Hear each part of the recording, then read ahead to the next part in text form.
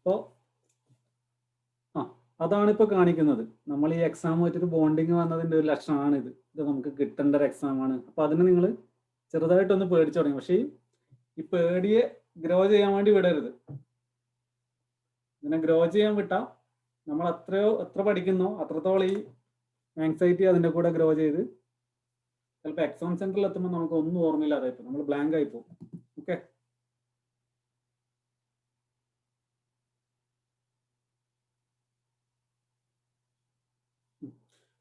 Improve ആകുന്നുണ്ട് എന്ന് നിങ്ങൾ മനസ്സിലാക്കണം. You are improving.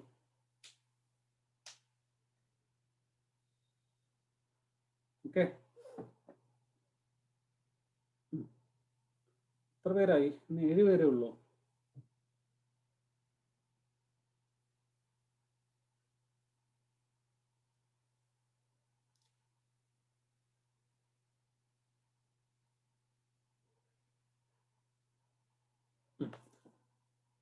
Number system ഒക്കെ എല്ലാവരും കാണാറുണ്ടോ? നമ്പർ സിസ്റ്റം അപ്ലോഡ് ചെയ്യുന്നുണ്ട്. നമ്പർ സിസ്റ്റം ഒക്കെ നിങ്ങൾ പൊതുവെ എവിടെ നോക്കിയാലും കാണാൻ പറ്റാത്തതാണ് കേട്ടോ. മീൻസ് സാർ വളരെ കഷ്ടപ്പെട്ടിട്ട് അപ്ലോഡ് ചെയ്യുന്നതാണ്. മീൻസ് നമ്പർ സിസ്റ്റം നിങ്ങൾ എവിടെ ചോദിച്ചാലും അറിയാം, സാധാരണ ഇൻസ്റ്റിറ്റ്യൂട്ടുകളിലൊന്നും എടുക്കാത്ത ഒരു ടോപ്പിക്കാണ്.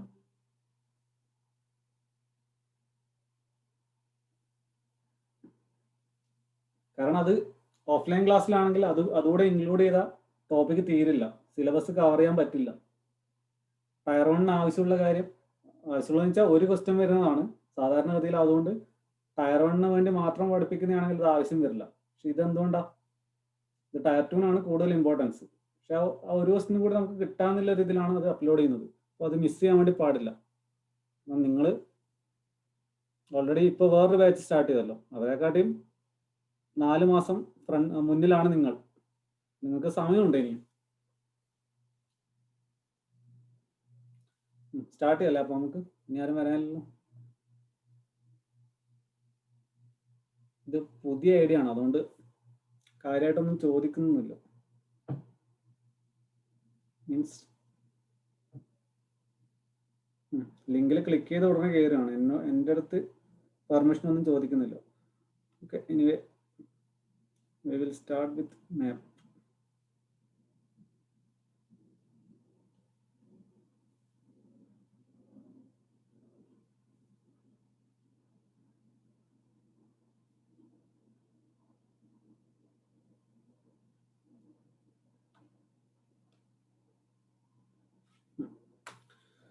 സ്ക്രീൻ കാണാൻ പറ്റുന്നുണ്ടല്ലോ? അപ്പോൾ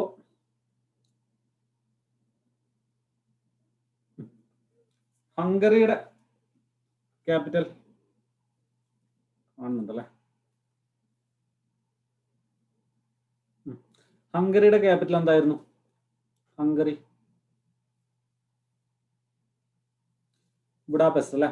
ബുഡാപെസ്റ്റ്. ഹംഗറിയെ പറ്റി പറഞ്ഞത് ഓർമ്മയുണ്ടോ? എന്താണ് പറഞ്ഞതെന്ന് ഓർമ്മയുണ്ടോ കഴിഞ്ഞ ക്ലാസ്സിൽ? ഓസ്ട്രിയയും ഹംഗറിയും തമ്മിലായിരുന്നു ഫസ്റ്റത്തെ വേൾഡ് വാർ ടു സ്റ്റാർട്ട് ചെയ്യാനുണ്ടായ അല്ലേ? സ്റ്റാർട്ട് ചെയ്യാൻ കാരണം ഓസ്ട്രിയ ഹംഗറി തമ്മിലുള്ള പ്രശ്നമായിരുന്നു. ഓസ്ട്രിയയും ഹംഗറിയും തമ്മിലുള്ള പ്രശ്നമായിരുന്നു. സെക്കൻഡ് വേൾഡ് വാർ സ്റ്റാർട്ട് ചെയ്യാൻ മതി. അപ്പോൾ ഓസ്ട്രിയന്റെ വിയന്ന, ഹംഗറി ബുഡാപെസ്റ്റ്. കറൻസി ഓർമ്മയുണ്ടോ? കറൻസി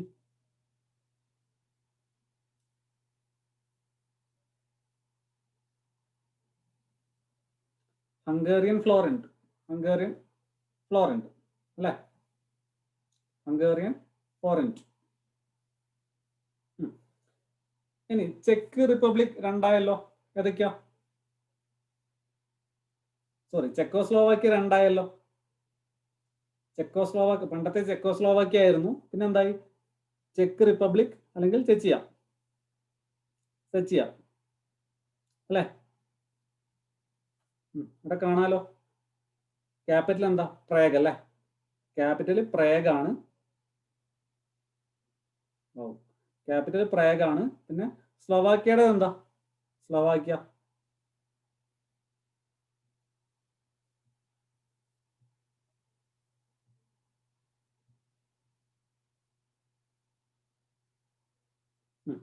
ബ്രാറ്റിസ്ലാവ അല്ലേ?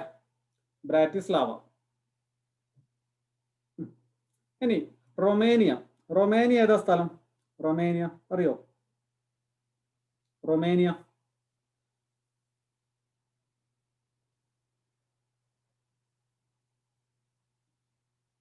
റൊമേനിയ ഏതാണ് സ്ഥലം? സ്ഥലം ഇതാണ്. ക്യാപിറ്റൽ ബുഷാറസ്റ്റ്. റൊമേനിയ. റൊമേനിയ എന്താ? നമ്മുടെ ഡ്രാക്കുളയൊക്കെ അറിയില്ലേ? ഡ്രാക്കുള കോട്ട. ഡ്രാക്കുളയുടെ സ്ഥലമല്ലേ റൊമേനിയ? ആ, ഡ്രാക്കുളയുടെ സ്ഥലമാണ് റൊമേനിയ, ബുഷാറസ്റ്റ്. റൊമേനിയയുടെ കറൻസി ല്യൂ എന്നാണ് പേര്. ല്യൂ. റൊമേനിയൻ ല്യൂ എന്നാണ് പേര്. ല്യൂ. Romanian leu. ബുഷാറസ്റ്റ് ആണ്.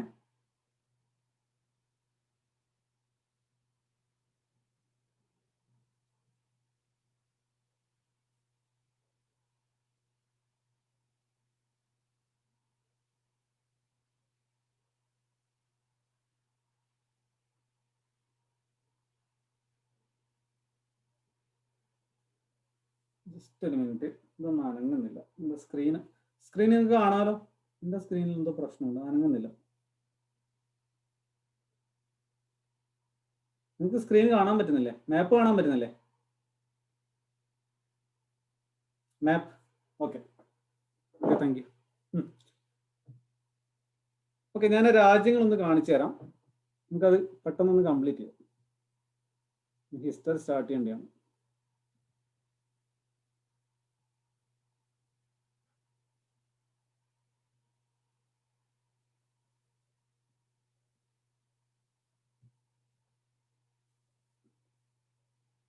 ഓക്കെ,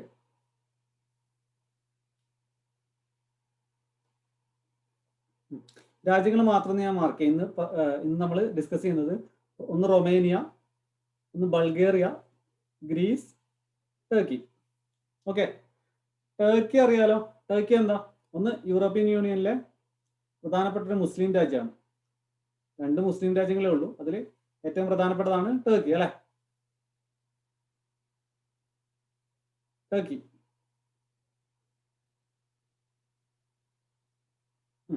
ടർക്കിയുടെ ക്യാപിറ്റൽ എന്താ?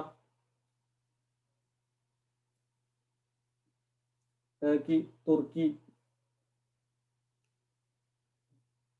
ഏതാ ക്യാപിറ്റൽ? ഏതാ ടർക്കി? ആ, ഇസ്താംബുൾ അല്ല കേട്ടോ. നമ്മൾ ടർക്കി എന്ന് കേൾക്കുമ്പോൾ തന്നെ അതിൽ ഏറ്റവും അട്രാക്റ്റീവ് ആയിട്ടുള്ള സ്ഥലം ഇസ്താംബുളാണ് അല്ലെ? ഇസ്താംബുളാണ്. പക്ഷെ ക്യാപിറ്റൽ ഇസ്താംബുൾ അല്ല. ക്യാപിറ്റലിന്റെ പേര് അങ്കാറ എന്നാണ്. അങ്കാറ. Okay, Ankara. ഇത് അതുകൊണ്ട് ചോദിക്കാറുണ്ട് കേട്ടോ. നമ്മൾ ടർക്കി എന്ന് കേൾക്കുമ്പോൾ തന്നെ നമ്മുടെ മനസ്സിൽ വരുന്ന ഏതാ? ഇസ്താംബുൾ അല്ലെ? നല്ല പള്ളിയുടെ മിനാരങ്ങളൊക്കെയുള്ള ഒരു ടൂറിസ്റ്റ്, മെയിൻ ആയിട്ടുള്ള ഒരു ടൂറിസ്റ്റ് ഡെസ്റ്റിനേഷൻ ആണ് ഇസ്താംബുൾ. പക്ഷെ അങ്കാറയാണ് ക്യാപിറ്റൽ. ടർക്കിയുടെ currency lira. Lira. Lira. Lira. ഇനി ഗ്രീസ്. ഗ്രീസ് എന്ന് കേൾക്കുമ്പോൾ ഓർമ്മ വരുന്നത് എന്താ? ഗ്രീസ്. ഗ്രീസ് എന്താ ഓർമ്മ വരണേ? ഗ്രീസ് കേൾക്കുമ്പോൾ തന്നെ മനസ്സിൽ ഓർമ്മ വരുന്നത് എന്താ? ഒളിമ്പിക്സ് അല്ലേ? ഒളിമ്പിക്സ് അല്ലേ? എന്താ റെസ്പോണ്ട് ചെയ്യാത്തത്? ഒളിമ്പിക്സ്. ആ, ഒളിമ്പിക്സ്. ഒളിമ്പിക്സ് സ്റ്റാർട്ട് ചെയ്ത ഗ്രീസിലാണ്. ഗ്രീക്ക് സംസ്കാരം അല്ലെ? യൂറോപ്പിലെ ഏറ്റവും ആദ്യം ഉണ്ടായിരുന്ന ഒരു സിവിലൈസേഷൻ ആണ് ഗ്രീസിലേത്. അപ്പോൾ ഗ്രീസിന്റെ ക്യാപിറ്റൽ ഏതാ? ഏതൻസ് ആണ്. ഒളിമ്പിക്സ് സ്റ്റാർട്ട് ചെയ്ത ഏതൻസ് ആണ് ഗ്രീസിന്റെ ക്യാപിറ്റൽ. ഗ്രീസിന്റെ കറൻസി യൂറോ കേട്ടോ. യൂറോ ആണ്. ഗ്രീസിന്റെ കറൻസി യൂറോ ആണ്. ഈ വരുന്ന ഓർഡർ നോക്കണേ. Romania, Bulgaria, Greece, Turkey. നമ്മൾ അധികം പരിചയമില്ലാത്ത ഒരു രാജ്യമല്ലേ ബൾഗേറിയ? ബൾഗേറിയ.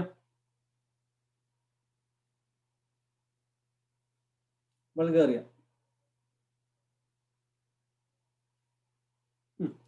ക്യാപിറ്റൽ കുറച്ച് ഇൻട്രസ്റ്റിംഗ് ആയിട്ടുള്ള നെയിമാണ്. സോഫിയ എന്നാണ് ക്യാപിറ്റലിന്റെ പേര്. Sofia, Bulgaria, Sophia.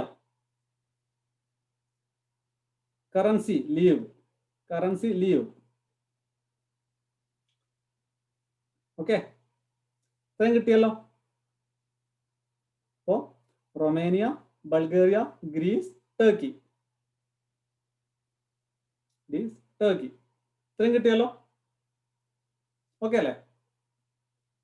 അടുത്തതിലേക്ക് പോവാം. നമ്മൾ ഏകദേശം യൂറോപ്പ് കവർ ചെയ്യാൻ വേണ്ടി പോകട്ടോ. അടുത്ത ക്ലാസ്സോട് കൂടി യൂറോപ്പ് നമ്മൾ കവർ ചെയ്യും. യൂറോപ്പിലുള്ള ചെറിയ ചെറിയ രാജ്യങ്ങളുണ്ട്, എസ്തോണിയ, അതുപോലെ ചെറിയ ലാത്വിയ, അതുപോലെ അതൊന്നും നമ്മൾ കവർ ചെയ്യുന്നില്ല. ബാക്കി ഇമ്പോർട്ടൻ്റ് ആയിട്ടുള്ളതൊക്കെ കവർ ചെയ്തു. പിന്നെ നമുക്ക് കുറച്ച് ഇമ്പോർട്ടൻ്റ് ആയിട്ടുള്ള ആഫ്രിക്കൻ രാജ്യങ്ങളും കൂടി നോക്കണം, ആഫ്രിക്കൻ കൺട്രീസും കൂടി നോക്കണം. ഞാൻ ഗ്രൂപ്പിലിടുന്നത് നിർത്താൻ കാരണം ഇതിന് ക്ലാസ്സിൽ വരുന്നവർക്ക് മാത്രം കിട്ടിക്കോട്ടെ എന്ന് വെച്ചിട്ട് തന്നെയാണ്, അല്ലെങ്കിൽ റെക്കോർഡിംഗ് കാണുന്നവർക്ക് മാത്രം കിട്ടിക്കോട്ടെ എന്ന് വെച്ചിട്ടാണ്. Okay,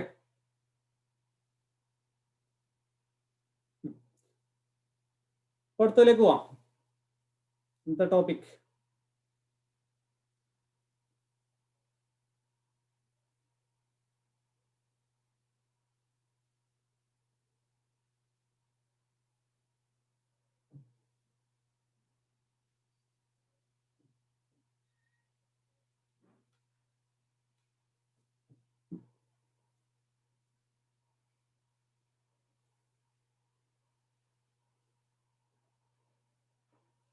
Indian history.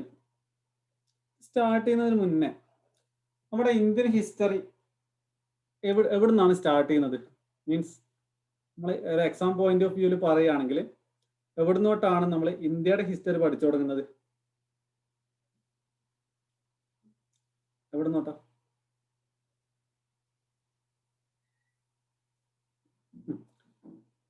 ഓക്കെ, ഞാനിപ്പോ ജസ്റ്റ് നമ്മൾ ഓരോ കാര്യങ്ങൾക്കും ഒരു ടൈം ലൈൻ വേണമല്ലോ. നമ്മൾ എന്തെങ്കിലും ഒന്ന് എടുത്ത് പഠിക്കാൻ തുടങ്ങുന്നതിന് മുന്നേ ഏതൊക്കെയാണ് പഠിക്കേണ്ടതെന്നുള്ള കാര്യങ്ങളെങ്കിലും അറിയണമല്ലോ. ഞാൻ ഒരു കാര്യം പറയാം. ഹിസ്റ്ററി നമ്മൾ രണ്ട് ടൈപ്പിലാണ് പറയുന്നത്. ഒന്ന് ആൻഷ്യന്റ്, ഒന്ന് മോഡേൺ. ആൻഷ്യന്റും മോഡേണും. എന്തൊക്കെയാണ് ആൻഷ്യന്റിൽ വരുന്നത്?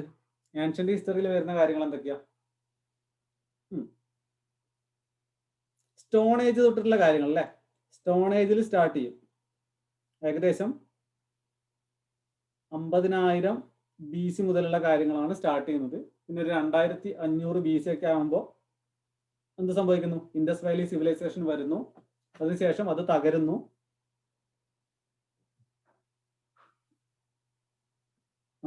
ഇൻഡസ് വാലി സിവിലൈസേഷൻ തകരുന്നു. അതിനുശേഷം എന്ത് വരുന്നുണ്ട്? മഗധ എംപയർ വരുന്നുണ്ട് അല്ലെ?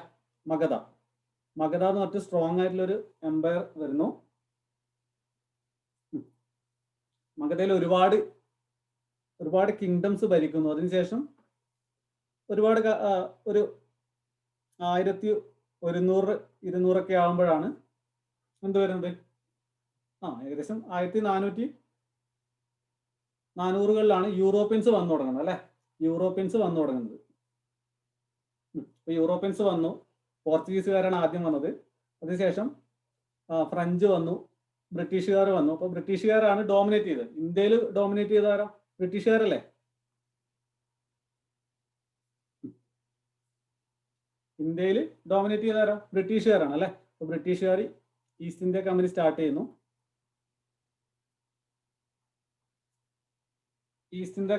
ചെയ്യുന്നു. പിന്നെ അവര് ഒരു കൊമേഴ്ഷ്യൽ ഫോം എന്ന നിലയിലുള്ള ഒരു ബോഡി ആയിരുന്നു. പിന്നെ അത് എന്ത് ഏറ്റെടുക്കുന്നു? ക്വീൻ. ഇംഗ്ലണ്ടിൽ ക്വീൻ ആണല്ലോ. അപ്പൊ ക്വീൻ അത് ഏറ്റെടുക്കുന്നു. എന്നിട്ട് എന്തുണ്ടാവുന്നു? അവര് ഇന്ത്യയിലെ അഡ്മിനിസ്ട്രേറ്റീവ് ബോഡി കൂടിയായി മാറുകയാണ് ചെയ്യുന്നത് അല്ലെ? അഡ്മിനിസ്ട്രേറ്റീവ് ബോഡി കൂടിയായിട്ട് മാറുകയാണ് ചെയ്യുന്നത്. ഇതല്ലേ സംഭവിച്ചത്?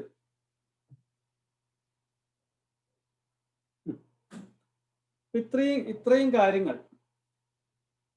ഞാൻ ചില കാര്യങ്ങളെ വിട്ടുപോയിട്ട് മഗധയ്ക്ക് ശേഷം ഡൽഹി സുൽത്താനേറ്റ് വരുന്നുണ്ട് അല്ലെ? ഡൽഹി സുൽത്താനേറ്റ് വരുന്നുണ്ട്. പിന്നെ മുഗൾ വരുന്നുണ്ട്. മുഗൾ വരുന്നുണ്ട്. ഇതൊക്കെ ഇതിനിടയിൽ സംഭവിക്കുന്നു. മുഗൾ ഡിക്ലൈൻ ചെയ്ത് തുടങ്ങുന്നിടത്തു നിന്നാണ് എന്ത് യൂറോപ്യൻസ് ഇന്ത്യയിൽ ആധിപത്യം സ്ഥാപിക്കുന്നത് അല്ലെ? അപ്പോൾ ഇങ്ങനെ പോയിക്കൊണ്ടിരിക്കുകയായിരുന്നു. യൂറോപ്യൻസ് നമ്മളെ ടാക്സേഷനും അതുവഴി ഒരുപാട് കാര്യങ്ങളായിരുന്നു നമ്മളെ തൊലച്ചിരിക്കുന്ന സമയത്താണ് എന്തുണ്ടാകുന്നത്, റിവോൾട്ട് ഉണ്ടാകുന്നത്. അപ്പോൾ റിവോൾട്ട് ഓഫ് 1857, റിവോൾട്ട് ഓഫ് 1857 എന്തായത്?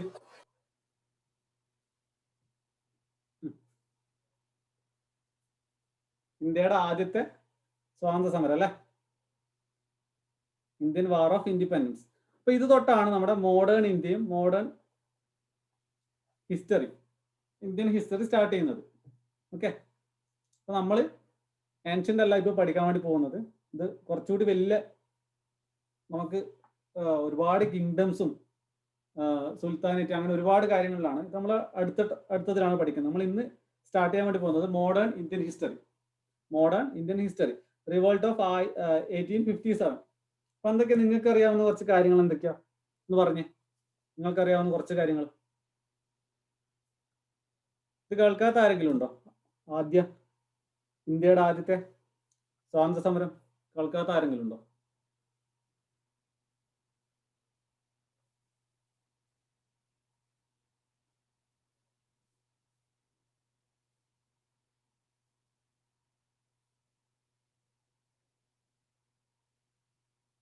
എല്ലാവരും കേട്ടിട്ടുണ്ടല്ലോ? എല്ലാവരും കേട്ടിട്ടില്ലേ?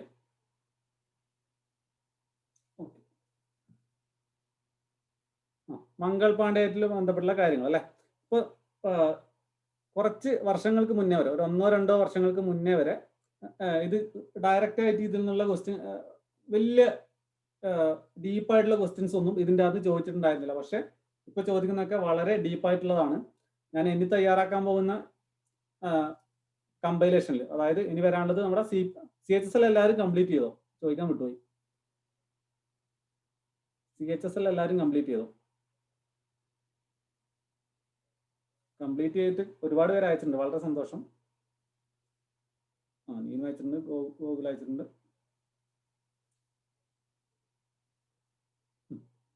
എല്ലാവരും ഒന്ന് കംപ്ലീറ്റ് ചെയ്യണേ. അപ്പൊ ഇനി വരുന്ന കമ്പൈലേഷനിൽ ഏത് കൂടി ഉണ്ടാവും? ഇന്ത്യൻ ഹിസ്റ്ററി കൂടി ഉണ്ടാവും കേട്ടോ. അപ്പൊ അതിൽ ആ ക്വസ്റ്റ്യൻസിലൊക്കെ നോക്കിയാൽ മനസ്സിലാവും, കുറച്ചുകൂടി ഡീപ്പായിട്ടാണ് ചോദിക്കുന്നത്. അപ്പോൾ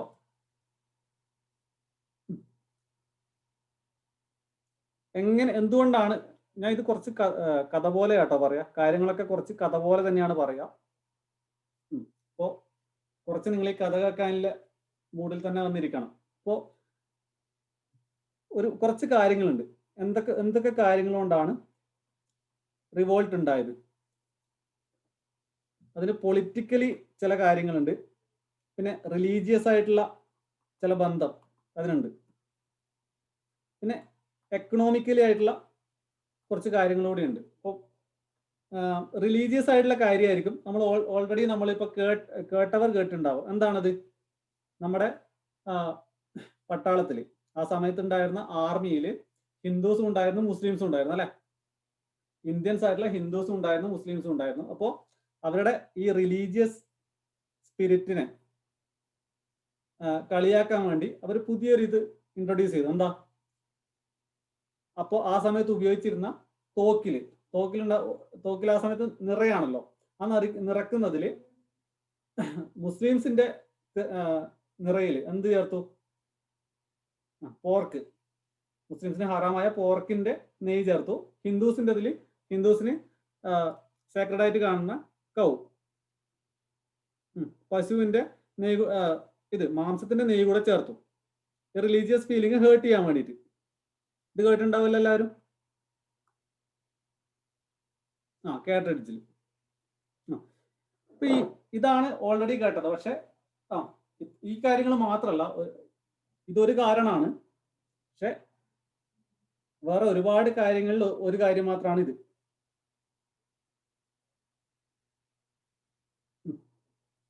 പൊളിറ്റിക്കലി എന്താണ് സംഭവിച്ചത് വെച്ചാൽ 2 കാര്യമാണ്. ഒന്ന്, ഡോക്ട്രൈൻ ഓഫ് ലാപ്സ്. എന്താ ഇത്? ആ സമയത്ത് ബ്രിട്ടീഷുകാർ നമ്മുടെ നാട്ടുരാജ്യങ്ങളെ ഏറ്റെടുക്കാറുണ്ടായിരുന്നു. എങ്ങനെയാണ് ഏറ്റെടുക്കുക? ആൺമക്കളില്ലാത്ത ഏതെങ്കിലും നാട്ടുരാജ്യം ഉണ്ടെങ്കിൽ, രാജാവിന് ആൺമക്കൾ ഇല്ലെങ്കിൽ ആ നാട്ടുരാജ്യം ബ്രിട്ടീഷുകാർ ഏറ്റെടുക്കുമായിരുന്നു. ഇതാണ് ഡോക്ട്രീൻ ഓഫ് ലാപ്സ് എന്ന് അറിയപ്പെടുന്നത്. അപ്പോൾ ഇത് എവിടെയായിരുന്നു? ഝാൻസി റാണിയുടെ കഥ അറിയില്ലേ? അപ്പൊ ഝാൻസി എന്ന് പറയുന്ന ഝാൻസി റാണി ഉള്ള സ്ഥലം അവാദ്, ഈ സ്ഥലം ബ്രിട്ടീഷുകാർ ഏറ്റെടുക്കാൻ വേണ്ടി പോവുകയാണ് ചെയ്തത്. എന്തുകൊണ്ടാണ്? അവിടെ ഝാൻസി റാണിയാണ് മകളായിട്ടുള്ളത്, ഒരു മകനില്ല. അപ്പോൾ അവരത് ഏറ്റെടുക്കാൻ വേണ്ടി ഈ ഡോക്ട്രൈൻ ഓഫ് ലാപ്സ് ഉപയോഗിച്ച് ഏറ്റെടുക്കാൻ വേണ്ടി പോയി.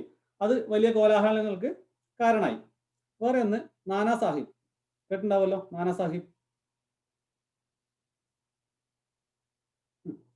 നാനാ സാഹിബിന് സാധാരണ ബ്രിട്ടീഷ് ഗവൺമെന്റ് കൊടുക്കാറുള്ള പെൻഷൻ ഉണ്ട്. നാട്ടുരാജ്യങ്ങളിലെ രാജാക്കന്മാർക്ക് കൊടുക്കാനുള്ള പെൻഷൻ ഉണ്ട്. പക്ഷെ ഇത് നാനാ സാഹിബിന് കൊടുക്കാൻ പറ്റില്ല എന്ന് ബ്രിട്ടീഷുകാർ പറഞ്ഞു. എന്താ കാരണം? അവർ പറഞ്ഞത് നാനാ സാഹിബ് പേഷോ ബാജിറാവു സെക്കൻഡിന്റെ വളർത്തുമകനാണ്, അല്ലെങ്കിൽ അഡോപ്റ്റഡ് സൺ ആണ്. അതുകൊണ്ട് എന്ത് തരാൻ പറ്റില്ല? പെൻഷൻ തരാൻ പറ്റില്ല എന്ന് പറഞ്ഞു. ഇതും പൊളിറ്റിക്കലി ഉണ്ടായ ഒരു കാരണമാണ്. അപ്പൊ പൊളിറ്റിക്കലി ഉണ്ടായ രണ്ട് കാര്യങ്ങൾ മനസ്സിലായല്ലോ. ഇത് ഇമ്പോർട്ടന്റ് ആണ്, കഥയാണെങ്കിലും ഇത് ഇമ്പോർട്ടന്റ് ആണ്. നാനാ സാഹിബ് പേഷോ ബാജിറാവു സെക്കൻഡിന്റെ അഡോപ്റ്റഡ് സൺ ആണ്. അതുകൊണ്ട് അദ്ദേഹത്തിന് എന്ത് കൊടുക്കില്ല? പെൻഷൻ കൊടുക്കില്ല എന്ന് പറഞ്ഞു. പിന്നെ ഝാൻസി റാണിയുള്ള അവാദ് ലക്നൗ ആണ്, ഇപ്പോഴുള്ള ലക്നൗ ആണ്. അത് ആ ലക്നൗ ബ്രിട്ടീഷുകാർ ഏറ്റെടുക്കാൻ വേണ്ടി പോയി. എന്തുകൊണ്ട്? ഡോക്ട്രീൻ ഓഫ് ലാപ്സ് വെച്ചിട്ട്. ഡോക്ട്രീൻ ഓഫ് ലാപ്സ് എന്താ സംഭവം? ആൺമക്കളില്ല അവകാശികളായിട്ട്, രാജാവിന് ആൺമക്കളില്ല അവകാശികളായിട്ടെങ്കിൽ, പെൺമക്കളാണ് ഉള്ളതെങ്കിൽ അത് ബ്രിട്ടീഷുകാർ ഏറ്റെടുക്കും. ഓക്കെ, ഇങ്ങനെ രണ്ട് കാര്യങ്ങൾ ആണ് പൊളിറ്റിക്കലി ഇതിനെ മോട്ടിവേറ്റ് ചെയ്ത്. റിലീജിയസ് ഓൾറെഡി നമുക്ക് എല്ലാവർക്കും അറിയുന്ന ഒരു കാര്യമാണ്. പിന്നെ മിലിറ്ററിയിൽ ഉണ്ടായ ഡിസ്ക്രിമിനേഷൻ, ഈ കാട്രിഡ്ജിന്റെ കാര്യം മാത്രമല്ല, മിലിറ്ററിയിൽ ഉണ്ടായ വേറൊരു ഡിസ്ക്രിമിനേഷനെ പറ്റിയിട്ടാണ് പറയുന്നത്. ഇതും വളരെയേറെ സ്വാധീനിച്ചിട്ടുണ്ട്. എന്താണത്? ഒന്നുമില്ല, നമ്മൾ ചിലപ്പോൾ ഇപ്പോഴും നടക്കുന്ന ഒരു കാര്യമാണ് ലോകത്തിന്റെ വിവിധ സ്ഥലങ്ങളിൽ. ഇപ്പോ നമുക്കറിയാം എന്താ, ചില സ്ഥലങ്ങളിൽ ഇപ്പോഴും ഒരേ ജോലി ചെയ്യുന്ന ആണിനും പെണ്ണിനും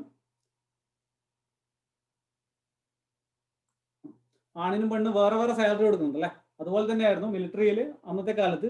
വൈറ്റ് മെന്നിന് ഒരു സാലറി, അവർക്ക് വേറെ പദവികൾ. പക്ഷെ അതേ ജോലി ചെയ്യുന്ന അതേ ഇതിലുള്ള ഇന്ത്യൻസിന് ലോ സാലറി. ഓക്കെ, അപ്പൊ ഈ മിലിറ്ററി ഡിസ്ക്രിമിനേഷൻ കൂടി നമ്മുടെ റിവോൾട്ടിന് കാരണമായിട്ടുണ്ട്.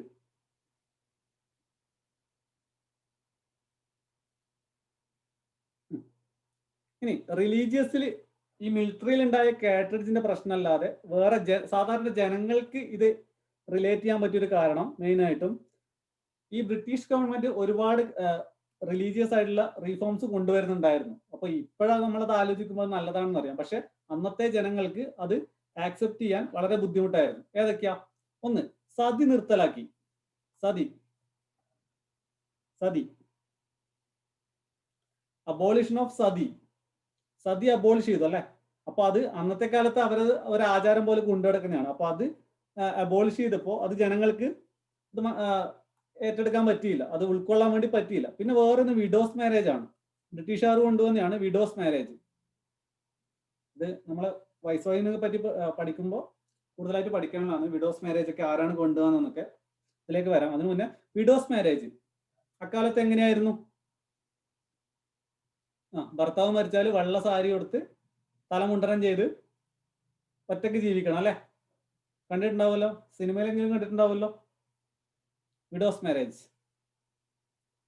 അപ്പോൾ വിഡോസിനെ മാരേജ് ചെയ്യാനുള്ള അനുവാദമൊക്കെ ബ്രിട്ടീഷുകാർ കൊടുത്തു, അതും പറ്റിയില്ല. പിന്നെ ഒന്ന്, ക്രിസ്ത്യൻ മിഷണറീസ് നമ്മുടെ സമൂഹത്തിലേക്ക് കൂടുതലായിട്ട് ഇടപെടാൻ വേണ്ടി തുടങ്ങി.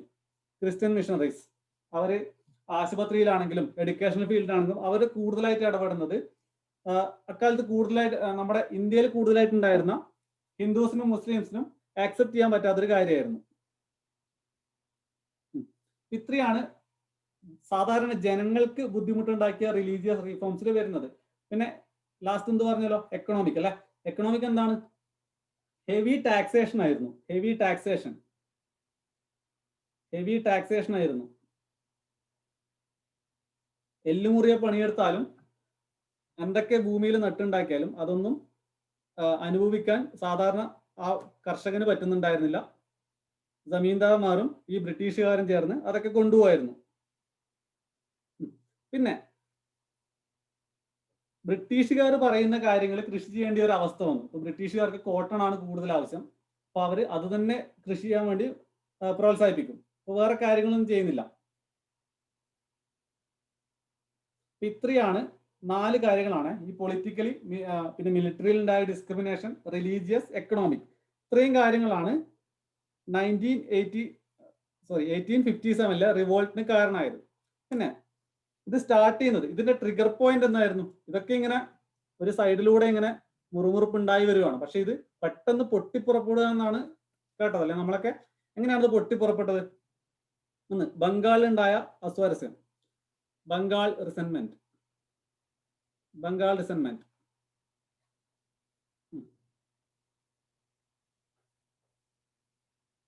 അവിടെയുള്ള പട്ടാളക്കാർ, ബംഗാളിലുള്ള പട്ടാളക്കാർ നമ്മൾ ഈ പുതിയ എൻഫീൽഡ് ഗണ്ണിലുള്ള കാട്രിഡ്ജ് യൂസ് ചെയ്യില്ല എന്ന് പറഞ്ഞു.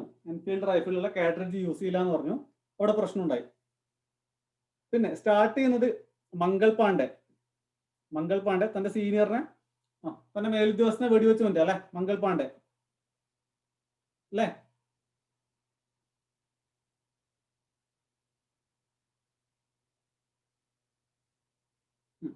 ഇപ്പോ മംഗൾ പാണ്ഡെയാണ് സ്റ്റാർട്ട് ചെയ്യുന്നത്. മംഗൾ പാണ്ഡെ ഒരാളെ വെടിവെച്ച് കൊന്നു.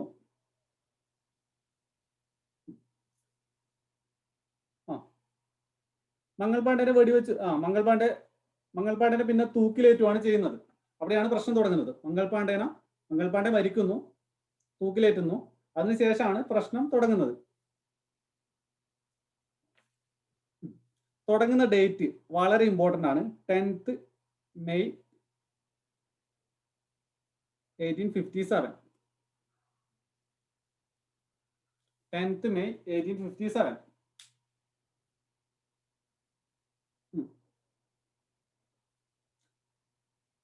ഈ ഡേറ്റിലാണ് ഇവിടെ പ്രശ്നം തുടങ്ങുന്നതും.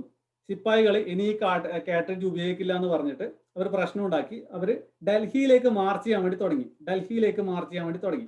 ഡൽഹി മാർച്ച്. ഡൽഹി ചലോ എന്ന് പറഞ്ഞാണ് സ്റ്റാർട്ട് ചെയ്യുന്നത്. ഡൽഹി ചലോ എന്ന് മുദ്രാവാക്യം വിളിച്ചിട്ടാണ് അവർ സ്റ്റാർട്ട് ചെയ്യുന്നത്. അവരെന്നിട്ട് ചെയ്തത് എന്താണെന്ന് വെച്ചാൽ, ഡൽഹിയിലെത്തി ബഹദൂർ ഷാ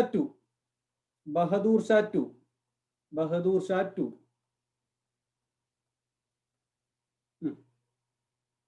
സുൽത്താനായിട്ട് പ്രഖ്യാപിക്കുകയാണ് ചെയ്യുന്നത്. ഇവർ പോയിട്ട് ഡൽഹിയിലെത്തി ബഹദൂർ ഷാ ടൂവിനെ സുൽത്താനായിട്ട് പ്രഖ്യാപിക്കുകയാണ് ചെയ്യുന്നത്. ഇതാരാ ഈ ബഹദൂർ ഷാ ടു? ആരാണ് അറിയോ ആർക്കെങ്കിലും? ബഹദൂർ ഷാ ടു ആരാണ്?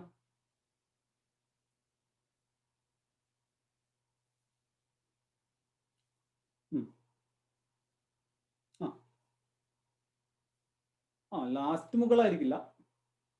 ലാസ്റ്റ് മുഗളാണോ?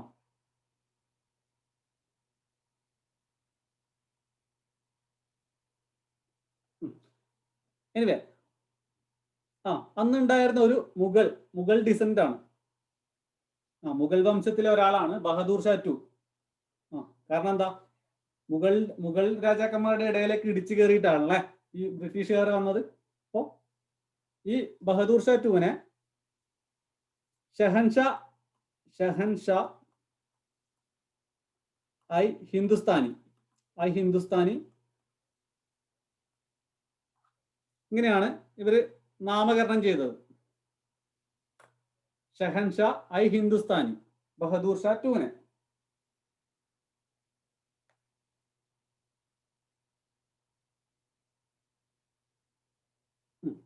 ഇനി നടന്നത് എന്താന്ന് വെച്ചാൽ, ഇന്ത്യയുടെ വിവിധ ഭാഗങ്ങളിൽ സിപ്പായിസും നാട്ടുകാരും ഒക്കെ യുദ്ധം ചെയ്തു. അവിടെയുള്ള ചില സ്ഥലങ്ങളിൽ നാനാസാഹിബിനെയും ഝാൻസി റാണിയും പോലുള്ളവരുടെയൊക്കെ കീഴിൽ ഒരുപാട് പേര് ഈ ബ്രിട്ടീഷ് എംപയറിനെ ടോപ്പിൾ ചെയ്യാന്നുള്ള ഒരു പ്രതീക്ഷയിൽ യുദ്ധം ചെയ്യാണ് ചെയ്യുന്നത്. പക്ഷെ ഒരുപാട് സ്ഥലങ്ങളിൽ നടന്നത് എന്താണെന്ന് വെച്ചാൽ ഈ സിപ്പായിസ് മാത്രം യുദ്ധം ചെയ്യുന്നു. ചിലപ്പോൾ അവിടെയുള്ള നാട്ടുരാജാക്കന്മാർ ഓൾറെഡി ബ്രിട്ടീഷുകാരായിട്ട് നല്ല ടൈപ്പിലായിരിക്കും. രാജാക്കന്മാർ നല്ല ടൈപ്പിലായിരിക്കും, അവർക്ക് വേണ്ട ടാക്സ് ഒക്കെ തിരിച്ചു കിട്ടുന്നുണ്ട്. അപ്പോൾ അവർ യുദ്ധം ചെയ്തില്ല. സാധാരണ സിപ്പായിസും പിന്നെ ഒന്ന് രണ്ട് ഈ നാനാ സാഹിബിനെയും ജാൻസിയൊക്കെ പോലുള്ളവർ എന്ത് ചെയ്തു, യുദ്ധം ചെയ്യാണ് ചെയ്യുന്നത്. മനസ്സിലായല്ലോ? അപ്പൊ ഇതിൽ നിന്ന് മെയിനായിട്ട് ചോദിക്കുന്നത്, ഒരുപാട് സ്ഥലങ്ങളിൽ ബ്രിട്ടീഷുകാർ കൊല്ലപ്പെട്ടു. ആദ്യം ഒരുപാട് സ്ഥലങ്ങളിൽ ബ്രിട്ടീഷുകാർ കൊല്ലപ്പെട്ടു, പോലീസ് സ്റ്റേഷൻ കത്തിച്ചു, അങ്ങനെയൊക്കെ ഒരുപാട് സംഭവങ്ങൾ ഉണ്ടായി. പക്ഷെ അവസാനം ഇതിനൊരു യൂണിഫോമിറ്റി ഒന്നും ഇല്ലാത്തതുകൊണ്ട് അവസാനം ബ്രിട്ടീഷുകാർ ഈ റിവോൾട്ടിനെ അടിച്ചമർത്തുകയാണ് ചെയ്യുന്നത്. ഓക്കെ, ഇത്രയാണ് കഥ.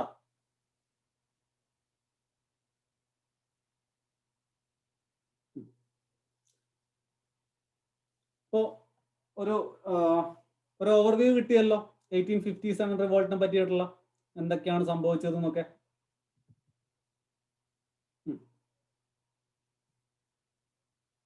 ഇനി ഇതിൽ ചോദിക്കുന്ന രണ്ട് കാര്യങ്ങളാണ്. ഒന്ന്, എവിടേക്കാണ് ആരൊക്കെയാണ് ഇതിന് നേതൃത്വം കൊടുത്തത്? Centres of revolt and its leaders. Okay, centres of revolt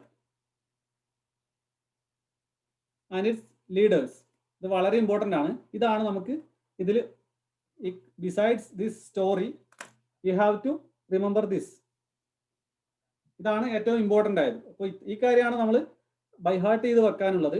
എങ്ങനെയെങ്കിലും ഇത് ബൈഹാർട്ട് ചെയ്ത് വെച്ചേ പറ്റൂ. അപ്പോൾ സെന്റേഴ്സ് നമുക്ക് കുറച്ച് പരിചയമുള്ള സ്ഥലങ്ങൾ തന്നെയാണ്. ഡൽഹി, കാൺപൂർ, ഈ സ്ഥലങ്ങളൊക്കെ, ഞാൻ ഈ പറയുന്ന സ്ഥലങ്ങളൊക്കെ ഏത് സ്റ്റേറ്റിലാണ്, ഇപ്പൊ ഏത് സ്റ്റേറ്റിലാണ് ഉള്ളത് എന്ന് ഒന്ന് അറിഞ്ഞു നോക്കണേ, അറിഞ്ഞിരിക്കണം. ലക്നൗ,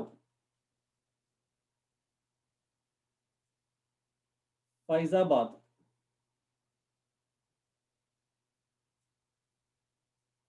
ബറേലി, ബീഹാർ,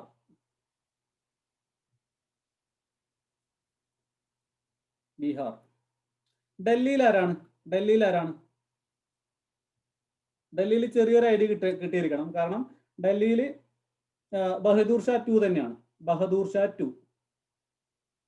കാരണം അവിടെ എത്തിയിട്ടാണല്ലോ ഷഹൻഷാ ഐ ഹിന്ദുസ്ഥാനിയായിട്ട് ഈ സിപ്പായിസ് ഒക്കെ കൂടിയിട്ട് അവരോധിച്ചത്. ബഹദൂർ ഷാ 2. കാൺപൂരിൽ നാനാ സാഹിബ്.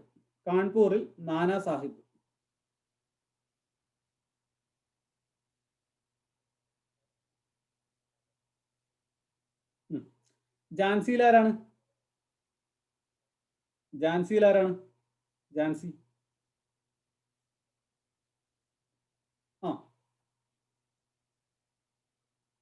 ലക്ഷ്മിബായി അല്ലെ, റാണി ലക്ഷ്മിബായി.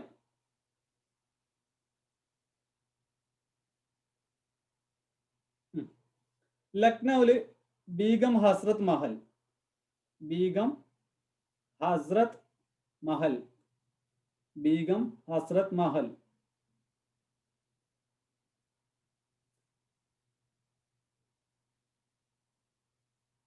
ഫൈസാബാദിൽ മൗലവി അഹമ്മദുള്ള.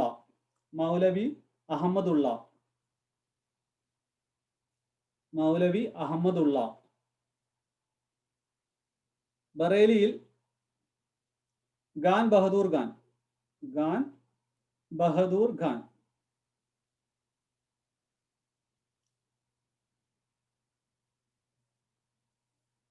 ബീഹാറിൽ കുൻവാർ സിംഗ്. ഓക്കെ, അപ്പോ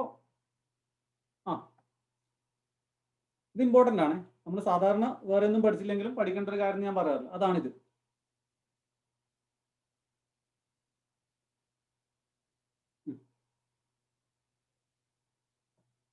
ഓക്കെ, ഇനി നമ്മളിത് എങ്ങനെ പഠിച്ചെടുക്കുന്നു നോക്കണ്ടേ, വേണ്ടേ?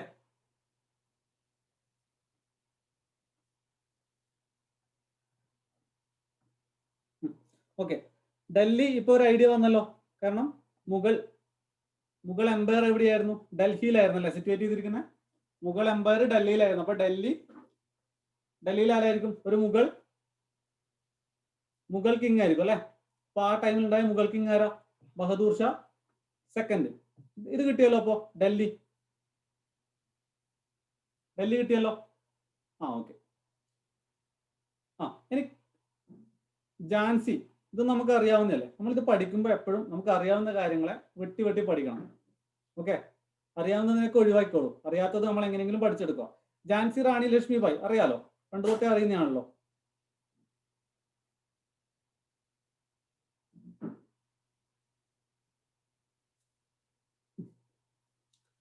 ഇനി ഞാൻ നിങ്ങളോട് ഏറ്റവും പഠിക്കാൻ ആവശ്യപ്പെടുന്ന സാധനം ഇതാണ്. ലക്നൗ ബീഗം ഹസ്രത്ത് മഹൽ. കാരണം നമ്മളെപ്പോഴും കേൾക്കുന്ന ഒരു വുമൺ നെയിം എന്താ? 1857 റിവോൾട്ടിലെ റാണി ലക്ഷ്മിബായി അല്ലെ. പക്ഷെ അവര് മാത്രമായിരുന്നില്ല, ഒരാളും കൂടി ഉണ്ടായിരുന്നു അല്ലെ. അല്ലേ? അതല്ലേ സത്യം. ഇപ്പൊ ലക്നൗ ബീഗം ഹസ്രത്ത് മഹൽ, ഈ മൂന്ന് ഇപ്പൊ പഠിക്കണേ. ബാക്കിയെല്ലാം നമുക്ക് വഴിയെ പഠിച്ചെടുക്കാം, അടുത്ത ഓരോ സ്റ്റെപ്പിലായിട്ട് പഠിച്ചെടുക്കാം, വരുന്ന ദിവസങ്ങളിലൊക്കെ ആയിട്ട് പഠിച്ചെടുക്കാം. അപ്പൊ ഈ മൂന്നെണ്ണം നമ്മൾ പഠിക്കണം. കാൺപൂർ, നാനാ സാഹിബ്, ഇതും കൂടി പഠിക്കണം. കാരണം ഇതെന്താ, ഇതൊരു പൊളിറ്റിക്കൽ റീസൺ അല്ലേ. നാനാ സാഹിബിന്റെയും റാണി ലക്ഷ്മിബായിയുടെയും ആയിരുന്നു ഒരു പൊളിറ്റിക്കൽ റീസൺ. 1857 റിവോൾട്ടിനുള്ള പൊളിറ്റിക്കൽ റീസൺസിൽ ഒന്നാണ് നാനാ സാഹിബ്. അപ്പൊ അദ്ദേഹം കാൺപൂറിലായിരുന്നു. ഇനി ഇവരുടെ രണ്ടുപേരുടെ ഒറിജിനൽ നെയിം ചോദിക്കാറുണ്ട്. നാനാ സാഹിബിന്റെ വേറൊരു പേരെന്താ?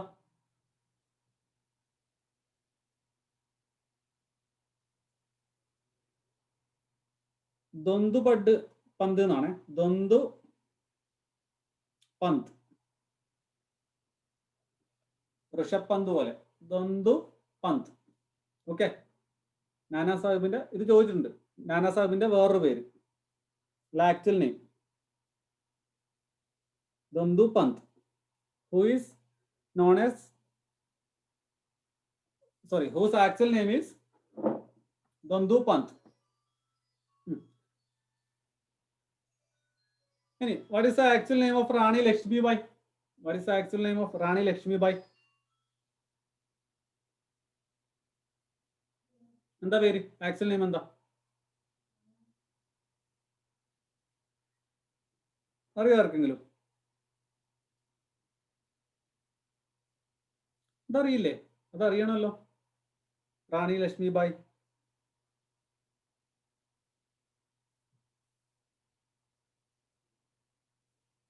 മറന്നുപോയി.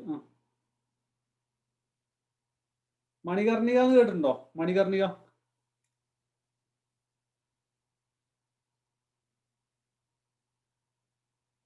എവിടുന്നാ കേട്ടത്? അതുകൂടി പറഞ്ഞേ.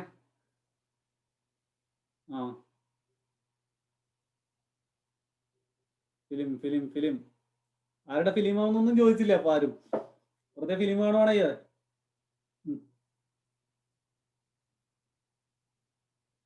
ഇപ്പൊ കിട്ടിയല്ലോ. മണികർണിക. ഇത്രയാണ് റിവോൾട്ടുമായിട്ട് ബന്ധപ്പെട്ട കാര്യങ്ങൾ. ഇനി റിവോൾട്ടിനെ പറ്റി ഒരുപാട് ഹിസ്റ്റോറിയൻസ് ആയാലും നമ്മുടെ ഇൻഡിപെൻഡന്റ് ഹീറോസ് ആണെങ്കിലും ഒക്കെ പറഞ്ഞിട്ടുണ്ട്. ആ കാര്യങ്ങൾ അവരെന്താണ് പറഞ്ഞതെന്നുള്ളത്, അവരുടെ വ്യൂ, അത് വളരെ ഇമ്പോർട്ടൻ്റ് ആണ്. കാരണം ഒരുപാട് ബ്രിട്ടീഷുകാർ ഇതിനെ വളരെ ലഘുവായിട്ടാണ് കണ്ടത്, അല്ലെങ്കിൽ ഇതിനെ ഒരു കാര്യമില്ലാത്തൊരു കാര്യമായിട്ടാണ് കണ്ടത്. പക്ഷെ ഇതിനെ ഒരു 1857 നമ്മുടെ ഫസ്റ്റ് ഇൻഡിപെൻഡന്റ് വാറായിട്ടൊക്കെ കണ്ടു തുടങ്ങിയത് നമ്മുടെ ഹിസ്റ്റോറിയൻസ് ആണ് അല്ലെ.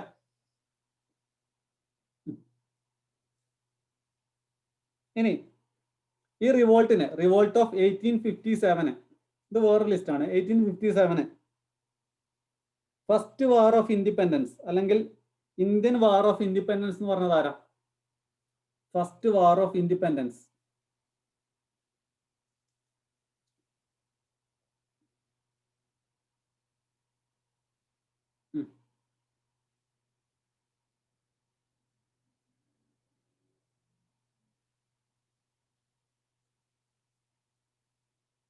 അല്ലെങ്കിൽ war of Indian war of independence. Indian war of independence. V D Savarkar ആണ് കേട്ടോ. വി ഡി സവർക്കർ ആണ്. വി ഡി സവർക്കർ ആണ്.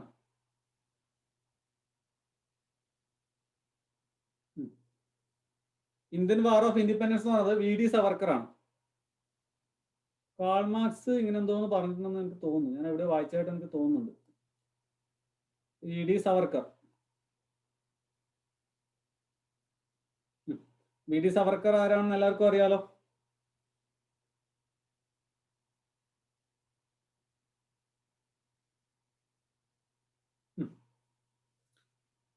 ഇനി ഞാൻ ഏറ്റവും ഇമ്പോർട്ടൻ്റ് ആയ കുറച്ച് പേരുടേത് കോട്ട് ചെയ്യാം കേട്ടോ. അത് ഇമ്പോർട്ടൻ്റ് ആണ്.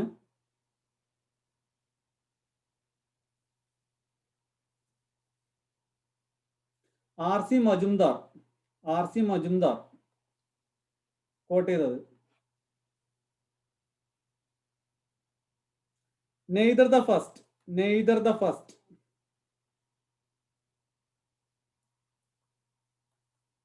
Nor national. Nor national. Nor national. Nor war of independence. War of independence. Nor war of independence. എന്തുകൊണ്ടായിരിക്കാം ഇങ്ങനെയൊക്കെ പറയാൻ കാരണം? R C Majumdar.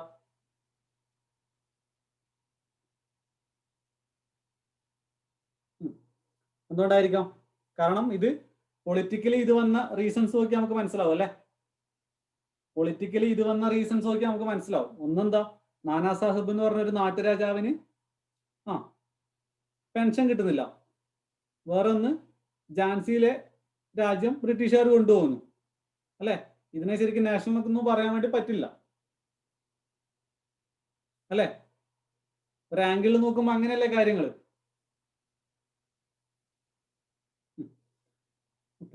അപ്പൊ ഇങ്ങനെ കുറച്ച് കാര്യങ്ങളുണ്ട്. പിന്നെ വേറൊരാൾ പറഞ്ഞത്, രണ്ടുപേരാണ്, Outram and Tyler. Outram and Tyler. ഇവർ പറഞ്ഞത് ഹിന്ദു മുസ്ലിം കോൺസ്പിറസി എന്നാണ്. ഹിന്ദു മുസ്ലിം കോൺസ്പിറസി എന്നാണ്.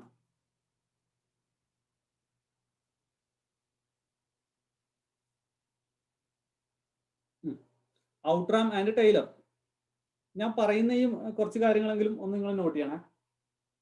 ഒരുപാട് കാര്യങ്ങൾ പറഞ്ഞിട്ടുണ്ട്. പക്ഷെ ഞാൻ പറയുന്നത് ഒന്ന് ഞാൻ എക്സാമ്പിൾ കണ്ടതും വേറെ ഒന്ന്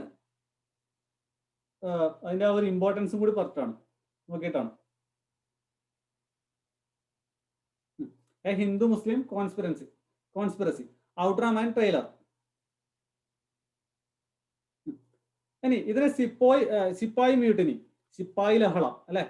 സിപ്പോയി മ്യൂട്ടിനി എന്ന് വിളിച്ചത് മാലിസൺ ആണ്. മാലിസൺ ആണ്. മാലിസൺ. സിപ്പോയി മ്യൂട്ടിനി എന്ന് വിളിച്ചത് മാലിസൺ ആണ്. മാലിസൺ.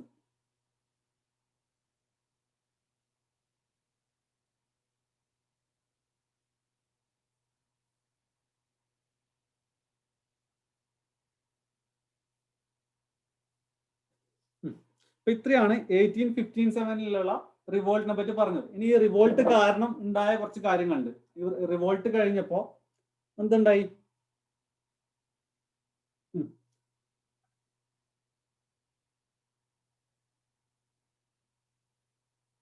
ഈ 1857 ഈ റിവോൾട്ടിന് ശേഷമാണ് ഈസ്റ്റ് ഇന്ത്യ കമ്പനിയുടെ എല്ലാ അഡ്മിനിസ്ട്രേറ്റീവ് പവറും ക്വീനിന്റെ അണ്ടറിലേക്ക് നേരിട്ട് മാറ്റിയത് ഇതിന് ശേഷമാണ്. വേറൊന്ന്, ഗവർണർ ജനറൽ ആയിരുന്നു. ഈ സിപ്പായി ലഹള നടക്കുന്ന സമയം വരെ ഗവർണർ ജനറൽ ഓഫ് ഇന്ത്യ ആയിരുന്നു.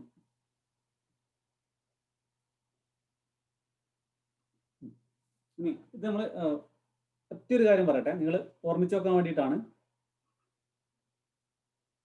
നമ്മളിപ്പോൾ സ്റ്റാർട്ട് ചെയ്തത് 1857 വെച്ചിട്ടാണ് അല്ലെ. നമ്മൾ കുറച്ച് പുറകോട്ട് പോകാണ്ട്, ഈ ടൈം ലൈനിൽ പുറകോട്ട് പോകുമ്പോൾ കാണാൻ വേണ്ടി പറ്റുന്നത്, ആദ്യം വന്നത് ഗവർണർ ഓഫ് ബംഗാളാണ്. പിന്നെ അവർക്ക് കുറച്ചുകൂടി അധികാരം കിട്ടി. അവർ ഗവർണർ ജനറൽ ഓഫ് ഇന്ത്യ ആക്കി, ഗവർണർ ജനറൽ ഓഫ് ഇന്ത്യ ആക്കി. അതിനുശേഷമാണ് റിവോൾട്ടിന് ശേഷമാണ് ഈ പദവി മാറ്റി വൈസ്രോയി ആക്കിയത്. എല്ലാ അഡ്മിനിസ്ട്രേറ്റീവ് കാര്യങ്ങളും വൈസ്രോയുടെ കീഴിലാക്കിയത് 1857 റിവോൾട്ടിന് ശേഷമാണ്. അപ്പൊ ഈ ടൈം ലൈൻ മനസ്സിലായല്ലോ. നമ്മളിവിടെ സ്റ്റാർട്ട് ചെയ്തത് 1857 ഇനി തിരിച്ചു പോകാനുണ്ട്. ഗവർണർ ഓഫ് ബംഗാളും ഗവർണർ ജനറൽ ഓഫ് ഇന്ത്യയും അവരുടെ കോൺട്രിബ്യൂഷൻസും ഒക്കെ നോക്കാനുണ്ട്, ബാക്കിയുണ്ട്. ഈ കാര്യം ഒന്ന് മനസ്സിൽ ഓർമ്മിച്ച് വെക്കണം. ഓക്കെ.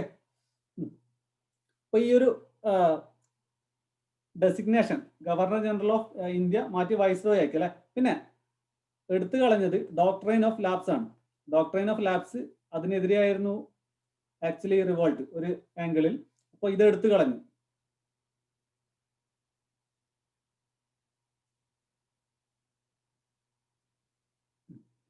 പിന്നെ ചെയ്തത് അതുവരെ എണ്ണം ആർമിയിലുള്ള വൈറ്റിന്റെ എണ്ണവും ഇന്ത്യക്കാരുടെ എണ്ണം കുറച്ച് കൂടുതലായിരുന്നു. ഇന്ത്യൻസ് ഒരുപാടുണ്ടല്ലോ. പക്ഷെ ഇതിന് ശേഷം അവർക്ക് മനസ്സിലായി ഇനിയൊരു മ്യൂട്ടിനി കൂടി ഉണ്ടായാലും ചിലപ്പോൾ ബ്രിട്ടീഷ് എംപയറിന് താങ്ങാൻ പറ്റില്ല എന്ന് മനസ്സിലാക്കിയതോടെ അവരുടെ വൈറ്റിന്റെ എണ്ണം ഈ ആർമിയിൽ ഇൻക്രീസ് ചെയ്തു. അല്ലെ, അങ്ങനെയല്ലേ വേണ്ടത്.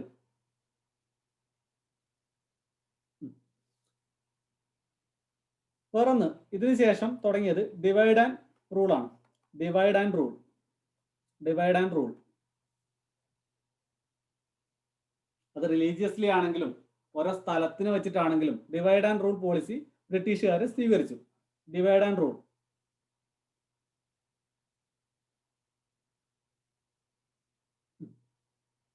ഇനി ഈ റിവോൾട്ട് കൊണ്ടുണ്ടായ എല്ലാ ചെലവും എവിടെ നിന്നാണ് എടുത്തത്? ഇന്ത്യൻസ് തന്നെ കൊടുക്കേണ്ടി വന്നു. അതാണ് വേറൊരു മെയിൻ ആയിട്ടുള്ളൊരു നഷ്ടം. ഈ റിവോൾട്ട് കൊണ്ടുണ്ടായിട്ടുള്ള എല്ലാ ചെലവും നഷ്ടവും ബ്രിട്ടീഷ് ഗവൺമെന്റ് ഉണ്ടായ നഷ്ടവും ആര് കൊടുക്കേണ്ടി വന്നു? ഇന്ത്യൻസ് തന്നെ ബിയർ ചെയ്യേണ്ടി വന്നു.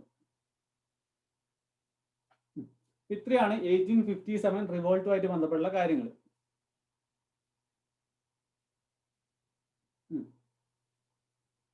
ഡൗട്ട് ഒന്നും എല്ലാവർക്കും? എനിവൺ?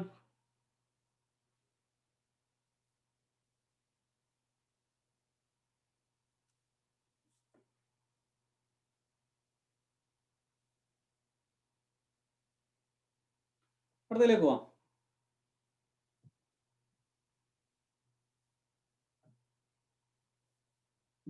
ഞാൻ പറഞ്ഞു ടൈം ലൈനിൽ സ്റ്റാർട്ടിങ് തൊട്ട് ഏതായിരുന്നു? ഗവർണർ ഉണ്ടായിരുന്നു അല്ലെ, ഗവർണേഴ്സ് ഉണ്ടായിരുന്നു അല്ലെ. ആദ്യം എന്തായിരുന്നു? ബ്രിട്ടീഷുകാർ വന്നപ്പോൾ ബംഗാളായിരുന്നു അവരുടെ കൂടുതൽ ശ്രദ്ധ കൊടുത്തത്, ബംഗാൾ. പിന്നെയാണ് ഇന്ത്യ മുഴുവനായിട്ട് അവരെ എടുത്തത്. ഇന്ത്യ മുഴുവനായിട്ടും പടർന്നത് ആദ്യം ബംഗാൾ ഏറ്റെടുത്തതിന് ശേഷമായിരുന്നു അല്ലേ. അതുകൊണ്ടല്ലേ ആദ്യം ഗവർണർ ഓഫ് ബംഗാൾ ആയിരുന്നു ഉണ്ടായിരുന്നത്, പിന്നെയാണ് എന്തായി ഗവർണർ ജനറൽ ഓഫ് ഇന്ത്യ ആയത്. ഇത്രയും കാര്യം അറിയാലോ.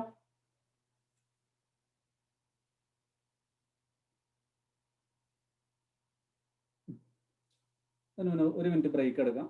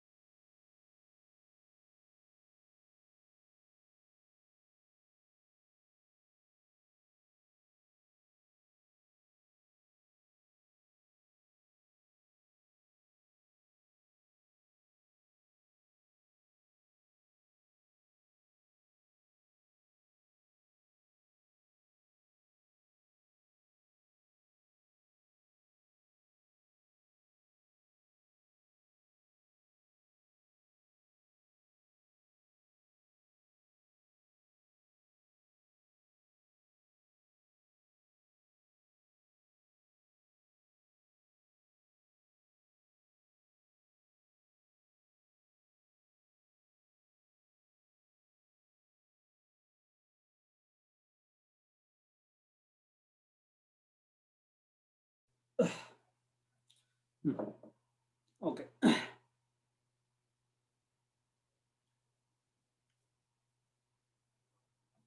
എത്ര പേരുണ്ട് ക്ലാസ്സിൽ? 9 പേര്. ഓക്കെ, ഇപ്പോൾ ഞാൻ പറഞ്ഞു നമ്മുടെ ഈ ഓരോ ഡെസിഗ്നേഷനും വരുന്നതിന് മുന്നേ നമ്മൾ അറിഞ്ഞിരിക്കേണ്ട ഒരു കാര്യം, നമ്മളിപ്പോൾ ഓരോ ഡെസിഗ്നേഷനും ഏതിന് ബേസ് ചെയ്തിട്ടാണ് കൊടുത്തിരിക്കുന്നത്? ഏതിന് ബേസ് ചെയ്തിട്ടാ? പ്രസിഡന്റ്, പ്രൈം മിനിസ്റ്റർ, ഇങ്ങനെയൊക്കെ ഓരോ ഡെസിഗ്നേഷൻ ഉണ്ടല്ലോ. ഇത് ഏതിന് ബേസ് ചെയ്തിട്ടാണ് കൊടുത്തിരിക്കുന്നത്? നമ്മുടെ കോൺസ്റ്റിറ്റ്യൂഷൻ വഴിയാണല്ലേ. നമ്മുടെ കോൺസ്റ്റിറ്റ്യൂഷൻ വഴിയാണല്ലേ ഇത് പറഞ്ഞിരിക്കുന്നത്.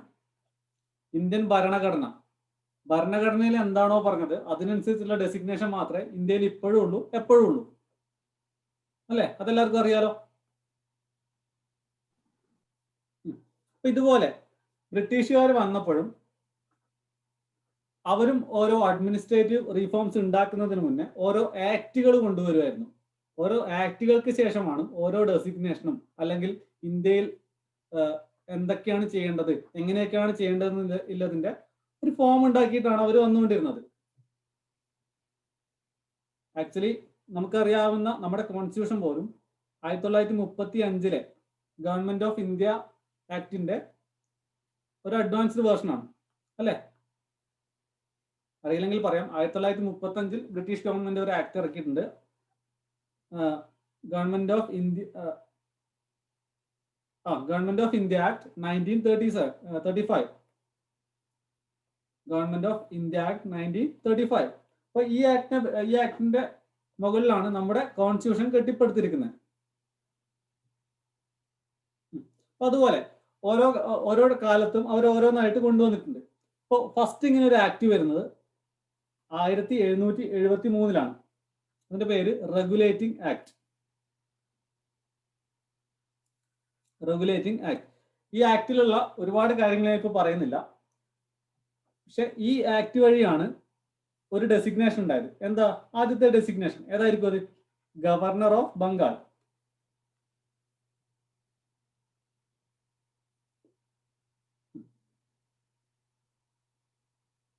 ഗവർണർ ഓഫ് ബംഗാൾ അല്ല, ഗവർണർ ഓഫ് ബംഗാളിനെ ഗവർണർ ജനറൽ ഓഫ് ബംഗാളാക്കി മാറ്റി. ഇതാണ് റെഗുലേറ്റിംഗ് ആക്ട്.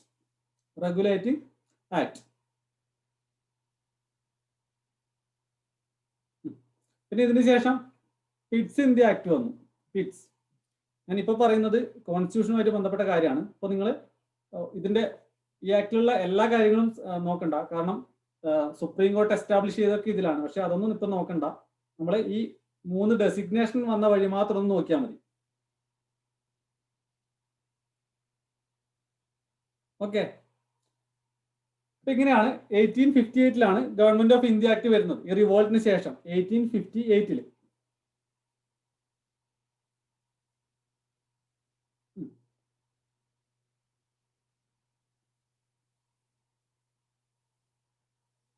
ഇതിലെന്താ ഉണ്ടായത്? Governor general of India to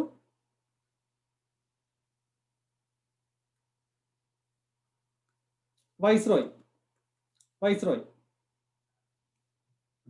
ഇങ്ങനെ കുറച്ച് ആക്ടുകൾ നമ്മൾ പഠിക്കാനുണ്ട്. നമ്മൾ ഇപ്പോൾ നോക്കേണ്ട കാര്യം നോക്കണ്ട, നമ്മൾ ഓൾറെഡി അത് അടുത്ത ഈ കോൺസ്റ്റിറ്റ്യൂഷൻ പഠിക്കുമ്പോൾ നോക്കൂ കേട്ടോ. അതുകൊണ്ടാണ് ഇപ്പോൾ ഞാൻ പറയാത്തത്. ജസ്റ്റ് ഞാൻ ഈ ഡെസിഗ്നേഷൻ പറയാൻ കാരണം ഇനിയിപ്പോ ഓരോ ആൾക്കാരുടെ കാര്യം പറയാനുണ്ട്. ഗവർണർ ജനറൽ ഓഫ് ബംഗാളിൽ ഏറ്റവും ഇമ്പോർട്ടൻ്റ് ആയ കുറച്ച് പേര് മാത്രമേ ഉള്ളൂ. ഒരുപാട് പേരുണ്ട്, ഏറ്റവും ഇമ്പോർട്ടൻ്റ് ആയത് മാത്രമേ പറയുന്നുള്ളൂ. പക്ഷെ വൈസ്രോയ്സ് നമ്മൾ എല്ലാം പഠിക്കണം. Warren Hastings.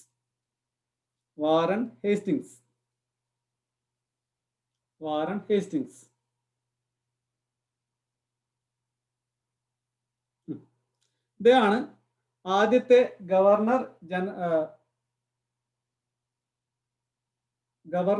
ഓഫ് ബംഗാൾ.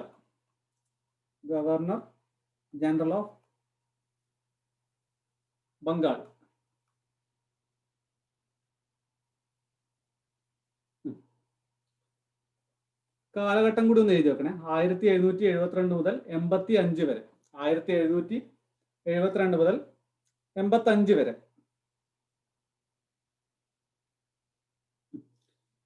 ഇനി ഈ വാറൻ ഹേസ്റ്റിങ്സ് കൊണ്ടുവന്ന ഏറ്റവും ഇമ്പോർട്ടൻ്റ് ആയ 1-2 കാര്യങ്ങളാണ്. ഒന്ന്, കൽക്കട്ടയിൽ സുപ്രീം കോർട്ട് എസ്റ്റാബ്ലിഷ് ചെയ്തു. കൽക്കട്ടയിൽ സുപ്രീം കോർട്ട് എസ്റ്റാബ്ലിഷ് ചെയ്തു. സുപ്രീം കോർട്ട് എസ്റ്റാബ്ലിഷ് ചെയ്തു.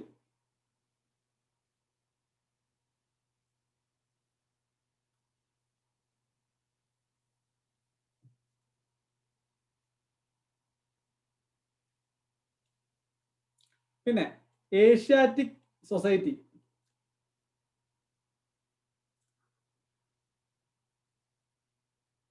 Asiatic society of Bengal start ചെയ്തു. Asiatic society of Bengal start ചെയ്തു, എസ്റ്റാബ്ലിഷ് ചെയ്തു. സാംസ്കാരികമായിട്ടൊക്കെ കുറച്ച് കാര്യങ്ങൾ ചെയ്യുന്ന ഒരു സൊസൈറ്റി ആയിരുന്നു ഏഷ്യാറ്റിക് സൊസൈറ്റി ഓഫ് ബംഗാൾ. ഇത് രണ്ടുപേര് ചേർന്നാണ്. ഒന്ന് വാറൻ ഹേസ്റ്റിങ്സും മറ്റൊരാള് വില്യം ജോൺസും. William Jones. William John's.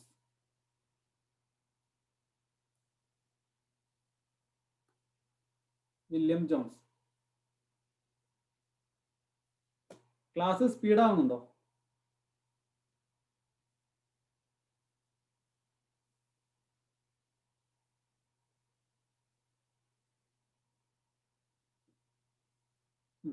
കാരണം നമ്മളിത് ഒരുപാട് പേര് പോകാണ്ട് കേട്ടോ. കാരണം 10-15 ആൾക്കാരുടെ അവരുടെ കോൺട്രിബ്യൂഷൻസ് പഠിക്കാനുണ്ട്. ഇത് പഠിച്ചു കഴിഞ്ഞിട്ട് വേണം ഇത് എങ്ങനെയെങ്കിലും എന്തെങ്കിലും കോഡൊക്കെ ഉണ്ടാവും നോക്കാൻ. ഇത് കഴിഞ്ഞിട്ട് മാത്രമേ നോക്കാൻ. മനസ്സിലായല്ലോ?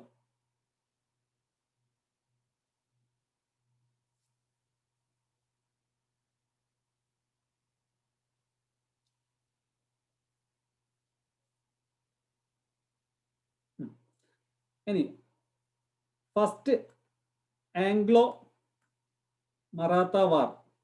ആംഗ്ലോ മറാത്ത വാർ വാറൻ ഹേസ്റ്റിങ്സിന്റെ കാലത്തായിരുന്നു. ഫസ്റ്റ് ആംഗ്ലോ മറാത്ത വാർ.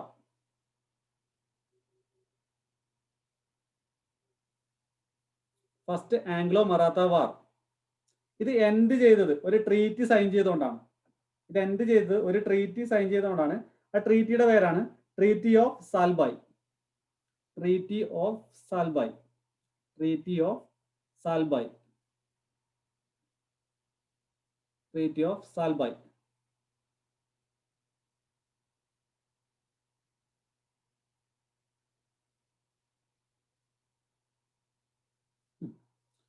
പിന്നെ റോഹില വാർ. റോഹില വാർ നടന്നത് ഇദ്ദേഹത്തിന്റെ സമയത്തായിരുന്നു. റോഹില വാർ. റോഹില വാർ.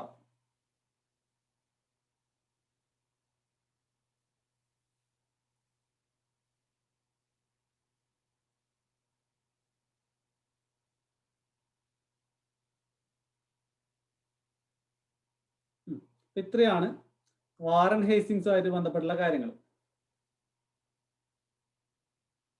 അടുത്തത് ഇദ്ദേഹത്തിന് ശേഷം വന്ന ആളാണ് കോൺവാലിസ്. Lord Cornwallis. ലോർഡ് നിങ്ങൾക്ക് അറിയാലോ. ഈ ലോർഡ് എന്നുള്ളത് അവരുടെ ഒരു സ്ഥാനപ്പേരായിരുന്നു. പ്രഭു എന്നുള്ളൊരു മീനിങ് ആണ് ലോർഡ്. ലോർഡ് കോൺവാലിസ് 1786 മുതൽ 1793 വരെ. 1786 to 1793.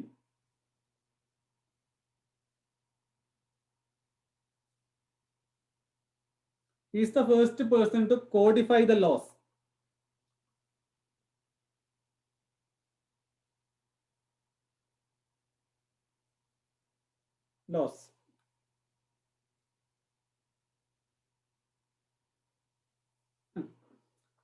പിന്നെ ചെയ്തത് അഡ്മിനിസ്ട്രേറ്റീവ് സിസ്റ്റത്തിനെ റവന്യൂവിൽ നിന്ന് സെപ്പറേറ്റ് ചെയ്യാണ്. റവന്യൂ അഡ്മിനിസ്ട്രേഷനും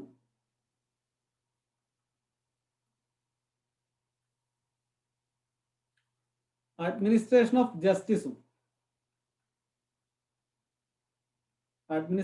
ജസ്റ്റിസും ഇത് രണ്ടും ഒരു ഡിപ്പാർട്ട്മെന്റ് ആയിരുന്നു. ഇതിനെ സെപ്പറേറ്റ് ചെയ്തു. എന്നാലോചിച്ച് നോക്കിയേ, നമ്മുടെ ധനകാര്യ വകുപ്പും ലോ വകുപ്പും ഒന്നിച്ച് പ്രവർത്തിക്കുന്നത്. ഒരു മന്ത്രിയുടെ കീഴിൽ പ്രവർത്തിക്കുന്നതല്ല, ഒന്നിച്ച് പ്രവർത്തിച്ചുകൊണ്ടിരുന്ന ഒരു സമയം ഉണ്ടായിരുന്നു. അതിനെ സെപ്പറേറ്റ് ചെയ്തു. റവന്യൂ, ജസ്റ്റിസ്, ഇത് രണ്ടിനും സെപ്പറേറ്റ് ചെയ്തു. നമുക്ക് തന്നെ രണ്ട് സിസ്റ്റം ഉണ്ടല്ലേ, ക്രിമിനൽ കോർട്ടും സിവിൽ കോർട്ടും ഇല്ലേ.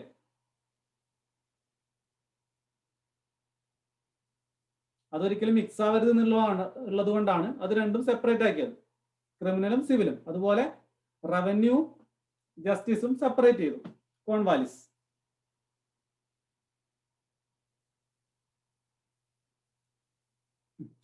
ഇനി കോൺവാലിസ് ആണ് പെർമനന്റ് സെറ്റിൽമെന്റ് ഓഫ് ബംഗാൾ കൊണ്ടുവന്നത്. പെർമനന്റ് സെറ്റിൽമെന്റ് ഓഫ് ബംഗാൾ കൊണ്ടുവന്നത്.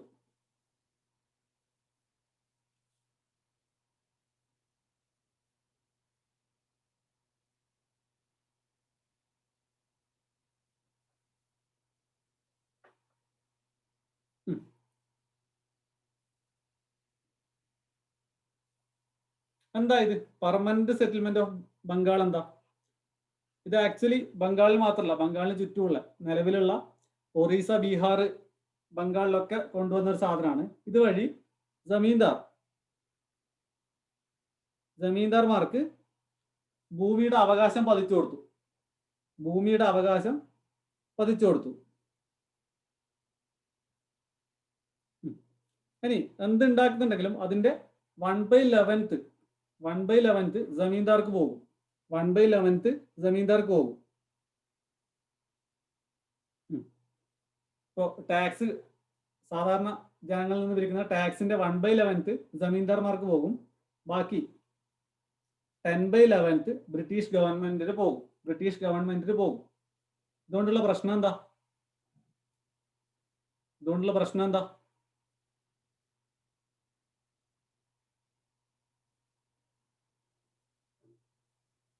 എന്താ ഇതുകൊണ്ടുള്ള പ്രശ്നം?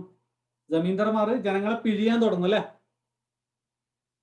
അവർക്ക് അവരുടെ 1/11 വേണ്ടേ? അവർക്ക് അവരുടെ 1/11 വേണം. അപ്പൊ അവരെന്ത് ചെയ്യും? ജനങ്ങളെ കൂടുതൽ പ്രഷർ ചെയ്യും. ഈ ജമീന്ദാർമാരെ ആയിരുന്നു അപ്പൊ അവിടെയുള്ള എല്ലാ കാര്യങ്ങളും നിയന്ത്രിച്ചുകൊണ്ടിരുന്നത്. അപ്പൊ അവര് ആ സമയത്ത് ജനങ്ങളെ ഒരുപാട് ബുദ്ധിമുട്ടിച്ചു. മനസ്സിലായല്ലോ? പെർമനന്റ് സെറ്റിൽമെന്റ് ഓഫ് ബംഗാൾ എന്താണെന്ന് മനസ്സിലായില്ലേ? എന്തുകൊണ്ടാ ബംഗാളിന് വരാൻ മനസ്സിലായില്ലേ? ബംഗാൾ ആക്ച്വലി ഇന്ന് കാണുന്ന ബംഗാളല്ല, ബംഗ്ലാദേശിക്കുള്ള വലിയൊരു ടെറിട്ടറി ആയിരുന്നു.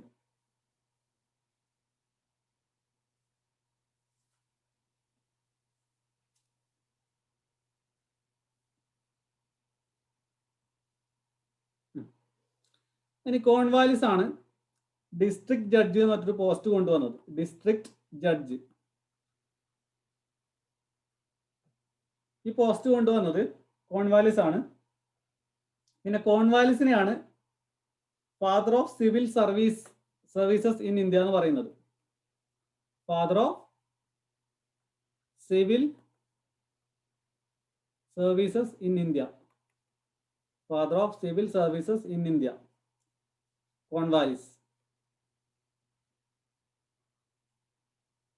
സിവിൽ സർവീസസ്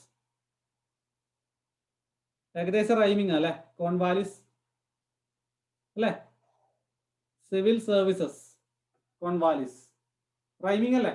റൈമിങ് വേർഡ്സ് അല്ലേ? ഏകദേശം അല്ലേടോ?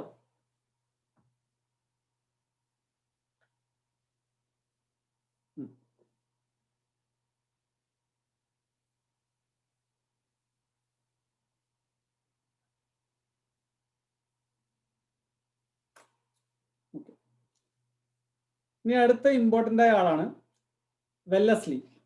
Lord Wellesley.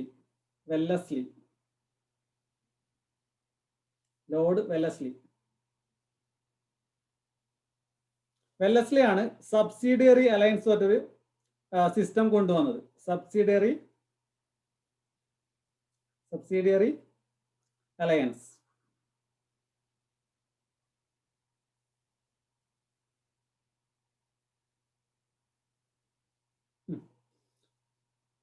ഇതിന്റെ കാര്യം എന്താ വെച്ചാൽ ഇത് അംഗീകരിക്കുന്ന നാട്ടുരാജ്യങ്ങളിൽ എപ്പോഴും ബ്രിട്ടീഷിന്റെ ഫോഴ്സ് അവർക്ക് എപ്പോൾ വേണമെങ്കിലും അവിടെ സെറ്റിൽ ചെയ്യാം. ബ്രിട്ടീഷ് ആർമിക്ക് എപ്പോൾ വേണമെങ്കിലും അവിടെ അവരുടെ ടെറിട്ടറി ഉണ്ടാക്കാം. അവരുടെ മെയിൻ്റനൻസ് വേണ്ടിയൊക്കെ അവർക്ക് അവിടെ ആ ലാൻഡ് യൂസ് ചെയ്യാൻ വേണ്ടി പറ്റും. ഓക്കെ, അപ്പൊ ഇതാണ് സബ്സിഡിയറി അലയൻസ്. പിന്നെ മദ്രാസ് പ്രസിഡൻസി കൊണ്ടുവന്നു. മദ്രാസ് പ്രസിഡൻസി. മദ്രാസ് പ്രസിഡൻസി ഒരു സിനിമയുണ്ടല്ലോ, ആര്യയുടെ ഒരു തമിഴ് സിനിമയുണ്ടല്ലോ, കണ്ടിട്ടുണ്ടോ? മദ്രാസ് പ്രസിഡൻസി ഒക്കെ കാണിക്കുന്ന.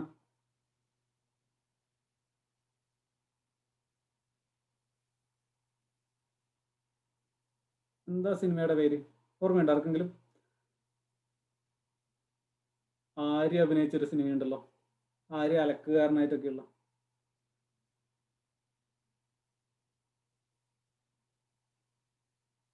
ആ, മദ്രാസിപട്ടണം. ആ, അതിൽ കാണുന്നതാണ് മദ്രാസ് പ്രസിഡൻസി. ആ കാലഘട്ടത്തിലുള്ള സിനിമയല്ലേ? ആ കാലഘട്ടം ഡെപിക്ട് ചെയ്യുന്ന സിനിമയല്ലേ മദ്രാസിപട്ടണം?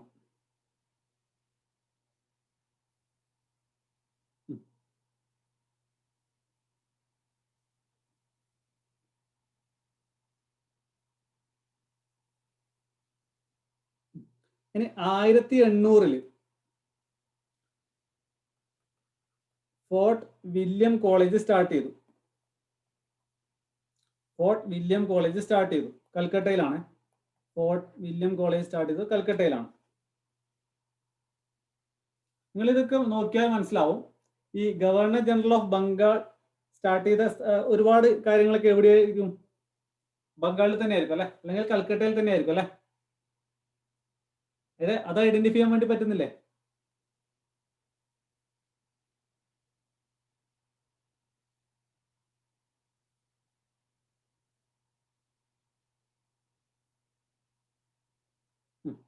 ഇനി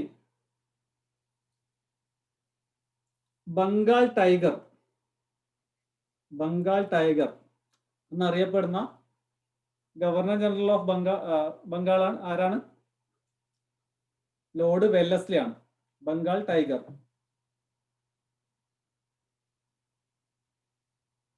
ബംഗാൾ ടൈഗർ.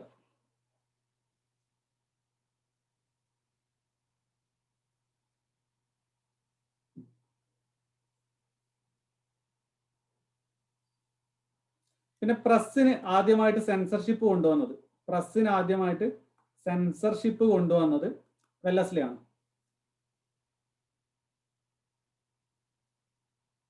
ഏത് വഴി? Censorship of press act 1799. Okay, censorship of press act.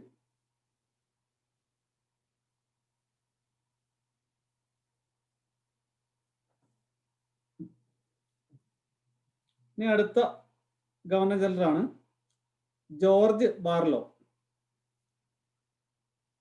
George Barlow.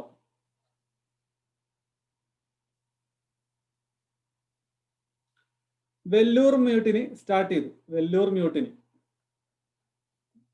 ഈ വെല്ലൂർ മ്യൂട്ടിനി ആക്ച്വലി ഇമ്പോർട്ടൻ്റ് ആണ്. കാരണം നമ്മൾ ഇത് കാരണം ഇതും സോൾജേഴ്സ് സ്റ്റാർട്ട് ചെയ്ത കേട്ടോ. ഇതും സോൾജേഴ്സ് സ്റ്റാർട്ട് ചെയ്തതാണ്. പക്ഷെ 1857 റിവോൾട്ട് അത്രയും ഇത് എത്തിയിട്ടില്ല. വെല്ലൂർ മ്യൂട്ടിനി ഇത് നടക്കുന്നത് 1806 1806 വെല്ലൂർ മ്യൂട്ടിനി. ജോർജ് ബാർലോന്റെ കാലഘട്ടത്തിലാണ്. George Barlow.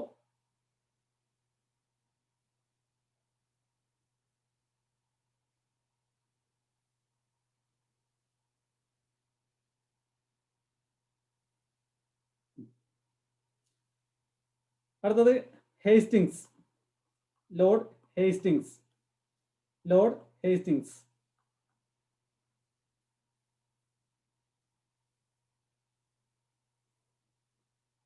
Anglo Nepal war. Anglo Nepal war start ചെയ്തു. ആംഗ്ലോ നേപ്പാൾ വാർ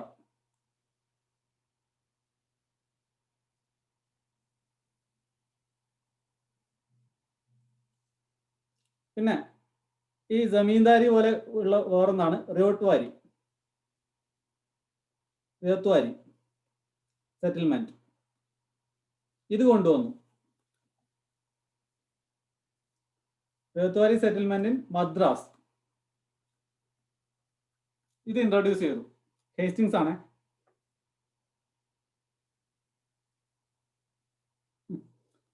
ഇനി വേറൊരു ഇമ്പോർട്ടൻ്റ് ആയ ഒന്നുണ്ട്, ട്രീറ്റി ഓഫ് പൂന. ഇത് ആരുമായിട്ടായിരിക്കും? പെഷ്വാമാറുമായിട്ട് ഉള്ളതാട്ടോ. പെഷ്വ. അതിന് മുന്നേ ഒരു കാര്യം ഞാൻ പറയാം.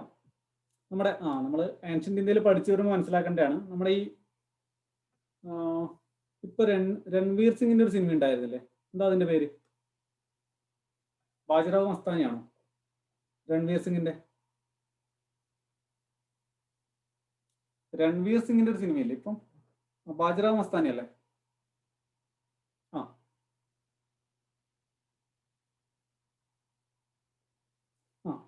എനിവേ പേഷ്വ എന്ന് പറഞ്ഞിട്ട് ആൾക്കാരുണ്ട്. അവർ ഏകദേശം ഈ മഹാരാഷ്ട്ര സൈഡിലുള്ള ആൾക്കാരാണ്. മറാത്താസിന്റെ കൂടെയുള്ള ആൾക്കാരാണ്. അപ്പൊ പത്മാവതാണോ?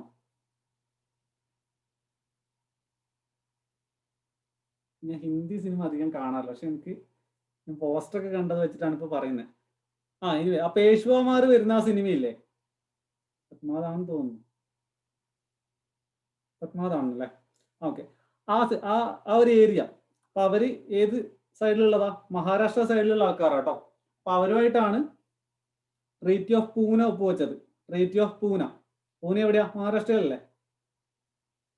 പൂനെ എവിടെയാണ്? മഹാരാഷ്ട്രയിലാണ്.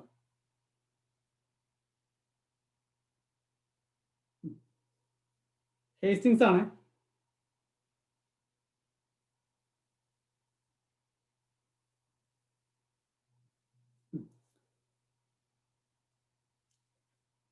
ഇനി ലോർഡ് ആംഹെസ്റ്റ്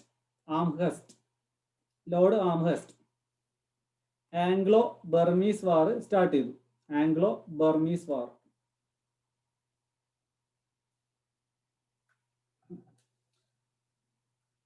അപ്പൊ ഇത്രയാണ്. അപ്പോൾ ഞാൻ ഈ ഓരോ ആൾക്കാരുടെ പേര് പറയാൻ കാരണം, ചില ആൾക്കാരുടെ പേര് പറഞ്ഞത് ജസ്റ്റ് അവർ ഏത് വാർ സ്റ്റാർട്ട് ചെയ്തു. അന്നത്തെ ഇന്ത്യയുടെ ചുറ്റുമുള്ള ഇപ്പോഴത്തെ ഇന്ത്യയുടെ ചുറ്റുമുള്ള രാജ്യങ്ങളുമായിട്ട് അല്ലേ അന്നും യുദ്ധം ഉണ്ടായത്, ഓരോ യുദ്ധം നടന്നത്.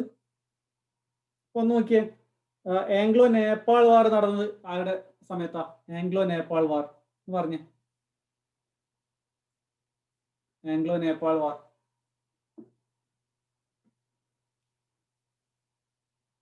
ഹേസ്റ്റിങ്സ് അല്ലേ?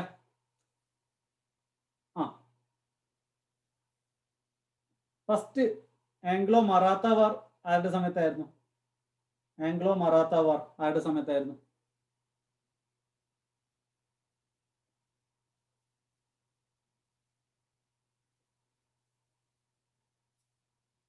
ഹേസ്റ്റിങ്സ്. വാറൻ ഹേസ്റ്റിങ്സ് അല്ലെ? വാറൻ ഹേസ്റ്റിങ്സ് ആണ്.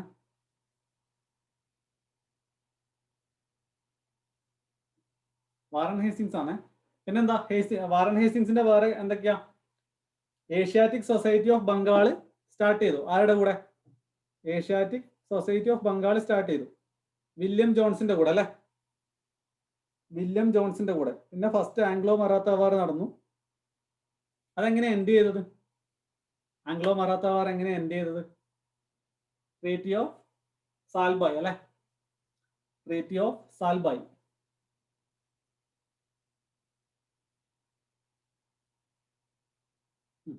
പിന്നെ റോഹില്ല വാർ.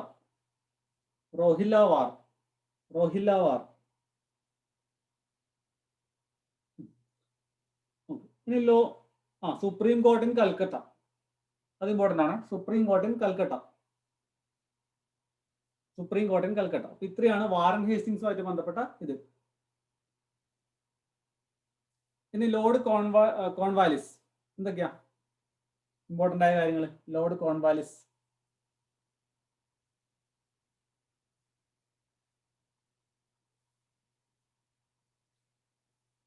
ലോർഡ് കോൺവാലിസിന്റെ ഇമ്പോർട്ടൻ്റ് ആയ കാര്യങ്ങൾ എന്തൊക്കെയാ?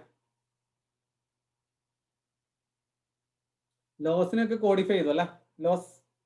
പിന്നെ റവന്യൂ ജസ്റ്റിസും 2 ഡിപ്പാർട്ട്മെന്റ് ആക്കി. പെർമനന്റ് സെറ്റിൽമെന്റ് കൊണ്ടുവന്നു. അതെ, പെർമനന്റ് സെറ്റിൽമെന്റ് കൊണ്ടുവന്നു. പിന്നെ ഡിസ്ട്രിക്ട് ജഡ്ജ് എന്ന് പറഞ്ഞിട്ട് ലോ ആയിട്ട് ബന്ധപ്പെട്ട തന്നെ ഡിസ്ട്രിക്ട് ജഡ്ജ് എന്ന് പറഞ്ഞിട്ട് പോസ്റ്റ് കൊണ്ടുവന്നു അല്ലെ.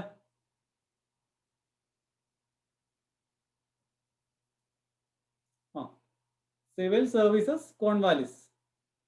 Civil services Cornwallis.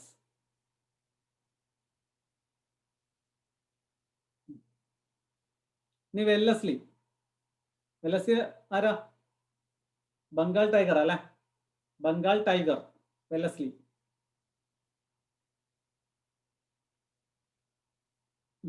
അപ്പോൾ ഒരു ക്വസ്റ്റ്യനിൽ ബംഗാൾ ടൈഗർ എന്ന് ചോദിക്കുമ്പോൾ അറ്റ്ലീസ്റ്റ് നിങ്ങൾ മനസ്സിലാക്കേണ്ടത് അത് ഗവർണർ ജനറൽ ഓഫ് ബംഗാൾ തന്നെ ആയിരുന്നു കേട്ടോ. It's not governor general of India or viceroy അല്ലേ, ഗവർണർ ജനറൽ ഓഫ് ബംഗാൾ തന്നെയാ അല്ലേ.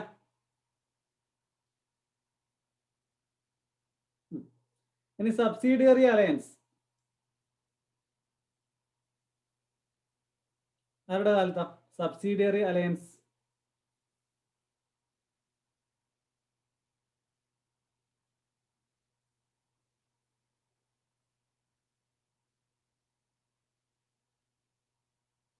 വെല്ലസ്ലി. പിന്നെന്താ ഉള്ളത്?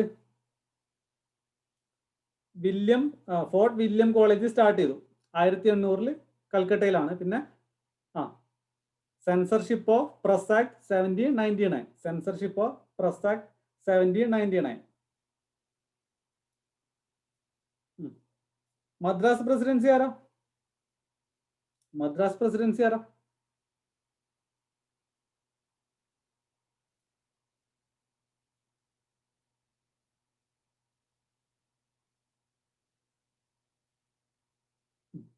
ഓക്കെ, വെല്ലസ്ലി ആണ് മദ്രാസ് പ്രസിഡൻസി. വെല്ലസ്ലി. ഇനി വെല്ലൂർ മ്യൂട്ടിനി ആരുടെ കാലത്തായിരുന്നു? Vellore mutiny. Vellore mutiny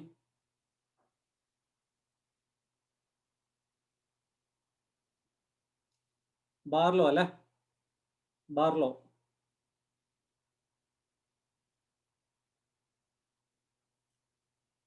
George Barlow.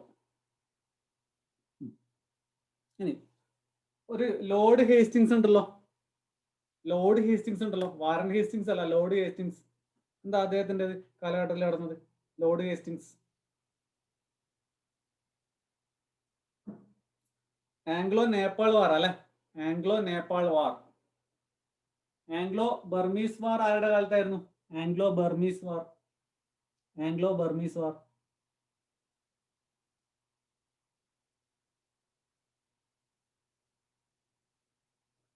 ആംഹേഴ്സ്റ്റ് അല്ലെ, ആംഹേഴ്സ്റ്റ്.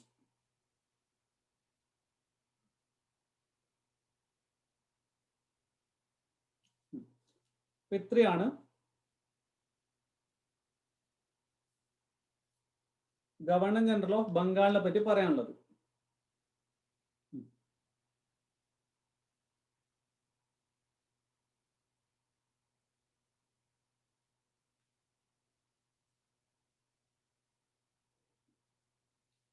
നമ്മൾ ഞാൻ ഇന്ന് ഇത്രയേ എടുക്കുന്നുള്ളൂ.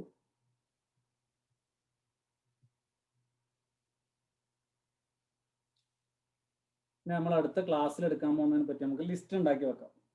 അപ്പൊ എന്താ ഉള്ളത്? ഇനി ഗവർണർ ജനറൽസ് ഓഫ് ഇന്ത്യ എടുക്കാനുണ്ട്. പിന്നെ വൈസ്രോയ്, ഇവരൊക്കെ ചെയ്ത ഓരോ കാര്യങ്ങൾ എടുക്കാനുണ്ട്. വൈസ്രോയ്മാർ ചെയ്ത ഓരോ കാര്യങ്ങൾ, അവരുടെ കാലഘട്ടത്തിൽ നടന്ന ഒരുപാട് കാര്യങ്ങൾ അതൊക്കെ ഡിസ്കസ് ചെയ്യാനുണ്ട്. പിന്നെ ഉള്ളത് റിവോൾട്ട് വന്നു. റിവോൾട്ടിന് ശേഷമാണ് എന്തുണ്ടായത്? INC ഫോം ചെയ്തു അല്ലെ, INC ഫോം ചെയ്തില്ലേ, ഇന്ത്യൻ നാഷണൽ കോൺഗ്രസ് ഫോം ചെയ്തില്ലേ. പിന്നെന്താ? INCയുടെ ഓരോ മീറ്റിംഗ്, പിന്നെ ഇന്ത്യയിൽ വിവിധ ഗാന്ധിജി വരുന്നു, ഗാന്ധിജിയുടെ കാലഘട്ടത്തിൽ നടക്കുന്ന ഓരോ കാര്യങ്ങൾ. ഒരുപാട് സമരങ്ങളുണ്ട് അല്ലേ? ആ സമരങ്ങളിൽ എന്ത് സംഭവിച്ചു? ആ സമയത്ത് ആരായിരുന്നു വൈസ്രോയ്?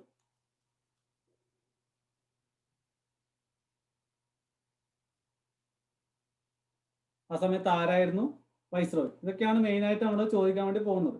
നമുക്ക് നിർത്താന്ന് വെച്ചാൽ ഒരു കാര്യം കൂടി എടുത്തതിന് ശേഷം നിർത്താം. ഇന്ത്യൻ നാഷണൽ കോൺഗ്രസിന് എല്ലാവർക്കും അറിയാലോ. Indian national Congress, INC. INCയുടെ മീറ്റിംഗ് വരാൻ വേണ്ടി പോവാണല്ലേ. അപ്പൊ INCയുമായിട്ട് ബന്ധപ്പെട്ട, INCയുടെ ഫോമിങ്ങിനായിട്ട് ബന്ധപ്പെട്ട കുറച്ച് കാര്യങ്ങൾ ഇമ്പോർട്ടൻ്റ് ആണ്. Important in the sense of ഇവരായിരുന്നു നമ്മുടെ ഇൻഡിപെൻഡൻസ് നേടിത്തരുന്നതിൽ ഏറ്റവും മുന്നിലുണ്ടായിരുന്ന ആൾക്കാർ അല്ലേ. അപ്പൊ ഇവരെ ഈ ഒരു കാര്യം കൂടി പറഞ്ഞിട്ട് നമുക്കിന്ന് സ്റ്റോപ്പ് ചെയ്യാം.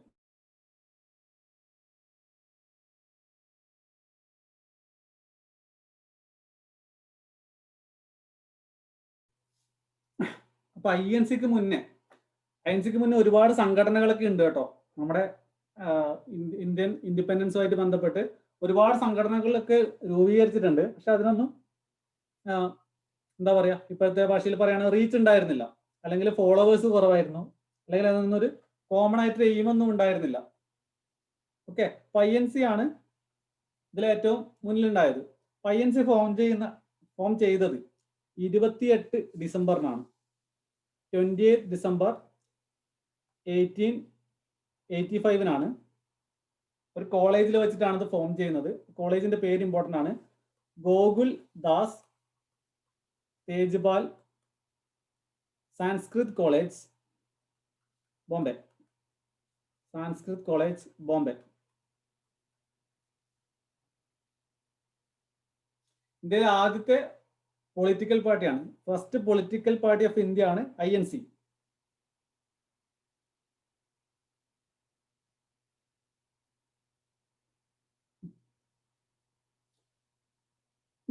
ആരാ ഇത് ഫോം ചെയ്തത്? ഇതാരാ ഫൗണ്ട് ചെയ്തത്? AO ഹ്യൂം ആണല്ലേ. AO ഹ്യൂം എന്ന് പറഞ്ഞൊരു ബ്രിട്ടീഷുകാരനാണ്. ഒരു റിട്ടയർഡ് സിവിൽ സർവന്റ് ആയിരുന്നു AO Hume.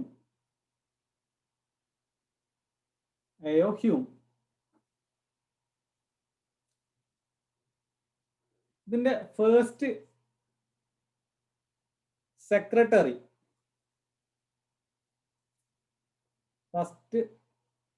Secretary of INC AO Hume ആണ്. ഫസ്റ്റ് പ്രസിഡന്റ്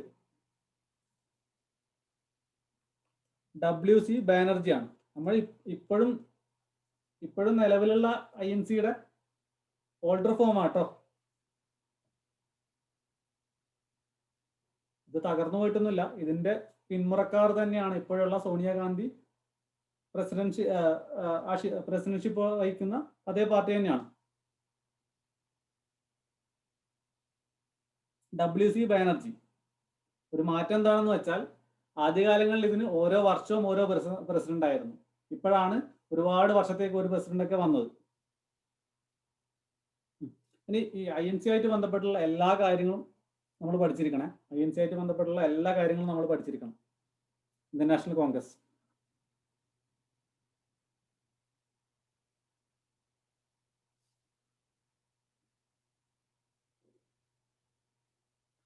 എഴുപത്തി 72 ലീഡേഴ്സ് ആണ് ആദ്യം പങ്കെടുത്തത്. ആദ്യത്തെ മീറ്റിംഗിൽ പങ്കെടുത്തത് 72 ലീഡേഴ്സ് ആണ്. 72 ലീഡേഴ്സ്.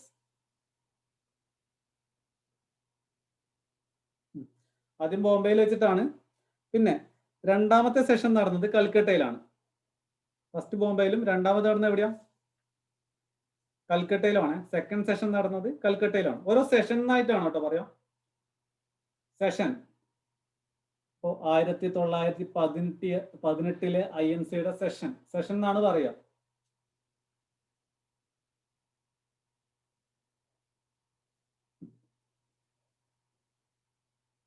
ഇപ്പോൾ സെക്കൻഡ് പ്രസിഡന്റ് ദാദാഭായ് നവറോജിയാണ്. ദാദാഭായ് നവറോജി. ദാദാഭായ് നവറോജി.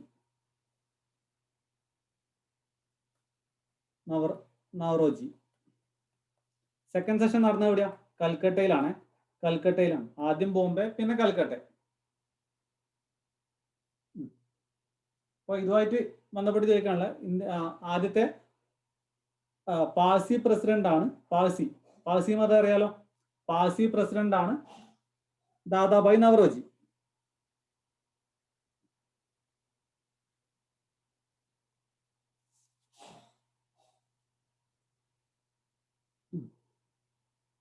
ഈ രണ്ടാമത്തെ സെഷൻ ആകുമ്പോഴത്തേക്കും 434 പേര് പങ്കെടുത്തു. 434 പേര്.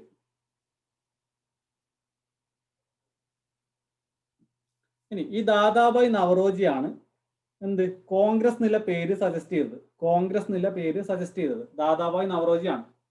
ദാദാഭായ് നവറോജിനെ കണ്ടാൽ അറിയാം. ഒരു ഫോട്ടോയിലൊക്കെ കണ്ടാൽ നമുക്ക് മനസ്സിലാവും. നല്ല ഒരു വയസ്സനായ ഒരാളാണ് ദാദാഭായ് നവറോജി. മാത്രമല്ല the grand old man of India എന്നറിയപ്പെടുന്നത് ദാദാഭായ് നവറോജിയാണ്. The grand old man of India. The grand old man of India. Man of India.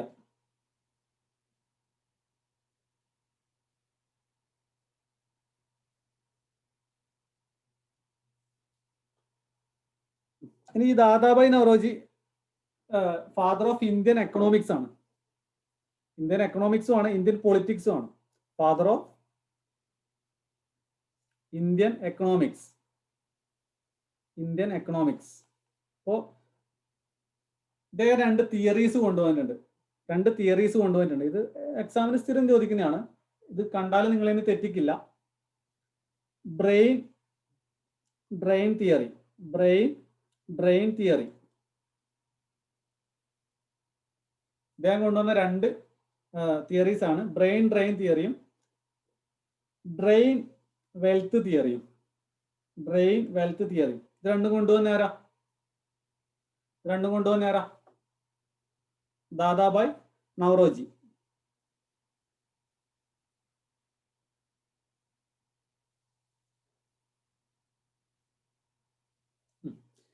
ഇനി ഇദ്ദേഹത്തിന്റെ ഒരു ബുക്ക് ഉണ്ട്. ആ ബുക്കിന്റെ പേരും ചോദിക്കാറുണ്ട്. ബുക്കിന്റെ പേരാണ് poverty and un-British rule in India. Un-British rule in India. ഇനി ഞാൻ ഇതിന്റെ ഒരുപാട് INC-യുടെ ഓരോ സെഷൻ വൈസ് ആയിട്ട് ഞാൻ പോകുന്നില്ല. പക്ഷെ ഒരു കാര്യം കൂടി പറഞ്ഞ് നമുക്ക് നിർത്താം. INC-യിൽ സംഭവിച്ചത് എന്താണെന്ന് വെച്ചാൽ, ആദ്യം ഇവർ വരുന്നു, സ്റ്റാർട്ട് ചെയ്യുന്നു. 1885-ലാണ് സ്റ്റാർട്ട് ചെയ്യുന്നത്. പിന്നെ എന്തുണ്ടായി? ഇപ്പോൾ ഇവരൊരുപാട് സാധാരണ രീതിയിൽ സ്വാതന്ത്ര്യം നേടിത്തരുന്ന, ഇൻഡിപെൻഡൻസ് കിട്ടണമെന്ന ആലോചിച്ചിരുന്ന ആൾക്കാരായിരുന്നു. മീൻസ് സായുധ വിപ്ലവമൊന്നും പറ്റില്ല, അങ്ങനെയായിരുന്നു. ബ്രിട്ടീഷുകാരുടെ ഒന്നിച്ചു നിന്നിട്ട് തന്നെ ഇൻഡിപെൻഡൻസ് വാങ്ങിയെടുക്കുന്നില്ല ഒരു തിയറി കൊണ്ട് നടക്കുന്ന ആൾക്കാരായിരുന്നു 1885 മുതൽ 1905 വരെ ഉള്ള INC-യുടെ പ്രസിഡന്റുമാർക്കൊക്കെ ഉണ്ടായിരുന്നത്. അപ്പോൾ ആ എറയെ മോഡറേറ്റിസം എന്നാണ് പറയാ. എറ ഓഫ് മോഡറേറ്റ്സ്. എന്താ? പ്രശ്നങ്ങളൊന്നും ഉണ്ടാക്കാതെ അല്ലെ. പിന്നെയാണ് 1905 തൊട്ടാണ് എക്സ്ട്രീമിസ്റ്റുകൾ വരുന്നത്.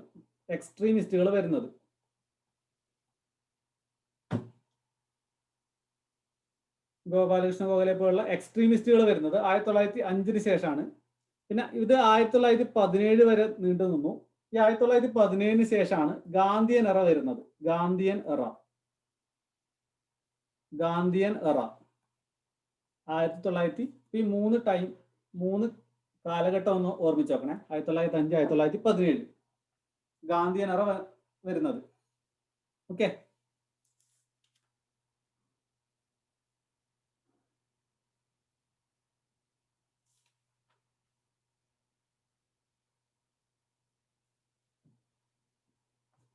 ഇത്രയും മനസ്സിലായല്ലോ. അപ്പൊ നമുക്ക് ഇന്ന് നിർത്താം. ഇനി ഒരു കാര്യം പറയാനുണ്ട്. ആരും പോയില്ലല്ലോ. അടുത്ത ക്ലാസ്സിലേക്ക് നമ്മൾ നമ്മുടെ പ്ലാറ്റ്ഫോം മാറുകയാണ്. Because Zoom is quite expensive. Zoom app is quite expensive. So we are moving to Google Meet. എല്ലാവരും ഒന്ന് ഇൻസ്റ്റാൾ ചെയ്ത് വെക്കണേ. ഗൂഗിൾ മീറ്റ് ചെയ്യൂലേ? ഗൂഗിൾ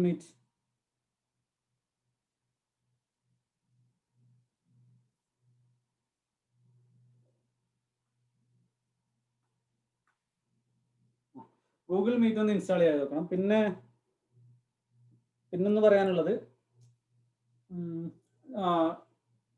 എല്ലാ ക്ലാസ്സും അതിലാണ്. ഇനിയുള്ള എല്ലാ ക്ലാസ്സും അതിലായിരിക്കും. നിങ്ങളുടെ എല്ലാ ക്ലാസ്സും അതിലായിരിക്കും. നിങ്ങൾക്ക് ഇനി ക്വാണ്ട് GK മാത്രമാണല്ലോ എടുക്കാനുള്ളത്. ക്വാണ്ട് GK മാത്രമല്ലേ ഉള്ളത്. ബാക്കിയുള്ളത്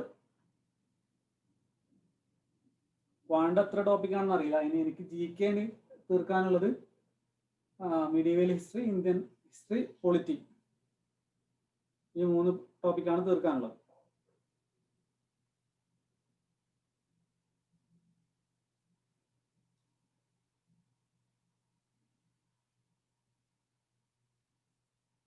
പിന്നെ എല്ലാവരും മോക്കെടുക്കാൻ തുടങ്ങിക്കോളൂ. നിങ്ങളുടെ ക്ലാസ്സൊക്കെ ഓൾമോസ്റ്റ് കംപ്ലീറ്റ് ആയി. GK അല്ല, ബാക്കി ക്വാണ്ട് ആണെങ്കിലും ഓൾമോസ്റ്റ് കംപ്ലീറ്റ് ആയി. അപ്പോൾ മോക്ക് മാക്സിമം എടുത്തു തുടങ്ങുക. CHSL മോക്കും CGL മോക്കും ഒക്കെ എടുത്തു തുടങ്ങുക. ഞങ്ങൾക്ക് ആർക്കെങ്കിലും ഒരാൾക്ക് നിങ്ങൾ ഒന്ന് അയച്ചു തന്നോളൂ. അയച്ചു തന്നിട്ട് എന്തെങ്കിലും ഡൗട്ടൊക്കെ ഉണ്ടെങ്കിൽ ചോദിച്ചോളൂ. ഞങ്ങളുമായിട്ട് കുറച്ച് കീപ്പ് ഇൻ ടച്ച്. ഡീമോട്ടിവേറ്റഡ് ആവണമെന്നുണ്ടെങ്കിലും ഒക്കെ ഞങ്ങളോട് പറയുക. അപ്പോൾ നമുക്കിന്ന് സ്റ്റോപ്പ് ചെയ്യാം അല്ലേ? Good night. വേറെ ഡൗട്ടൊന്നും ഇല്ലല്ലോ? ഹിസ്റ്ററി ഒരുപാട് കഥയാണ്.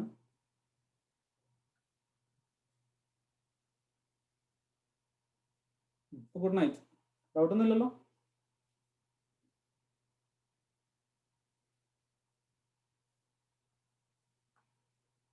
Okay, good night.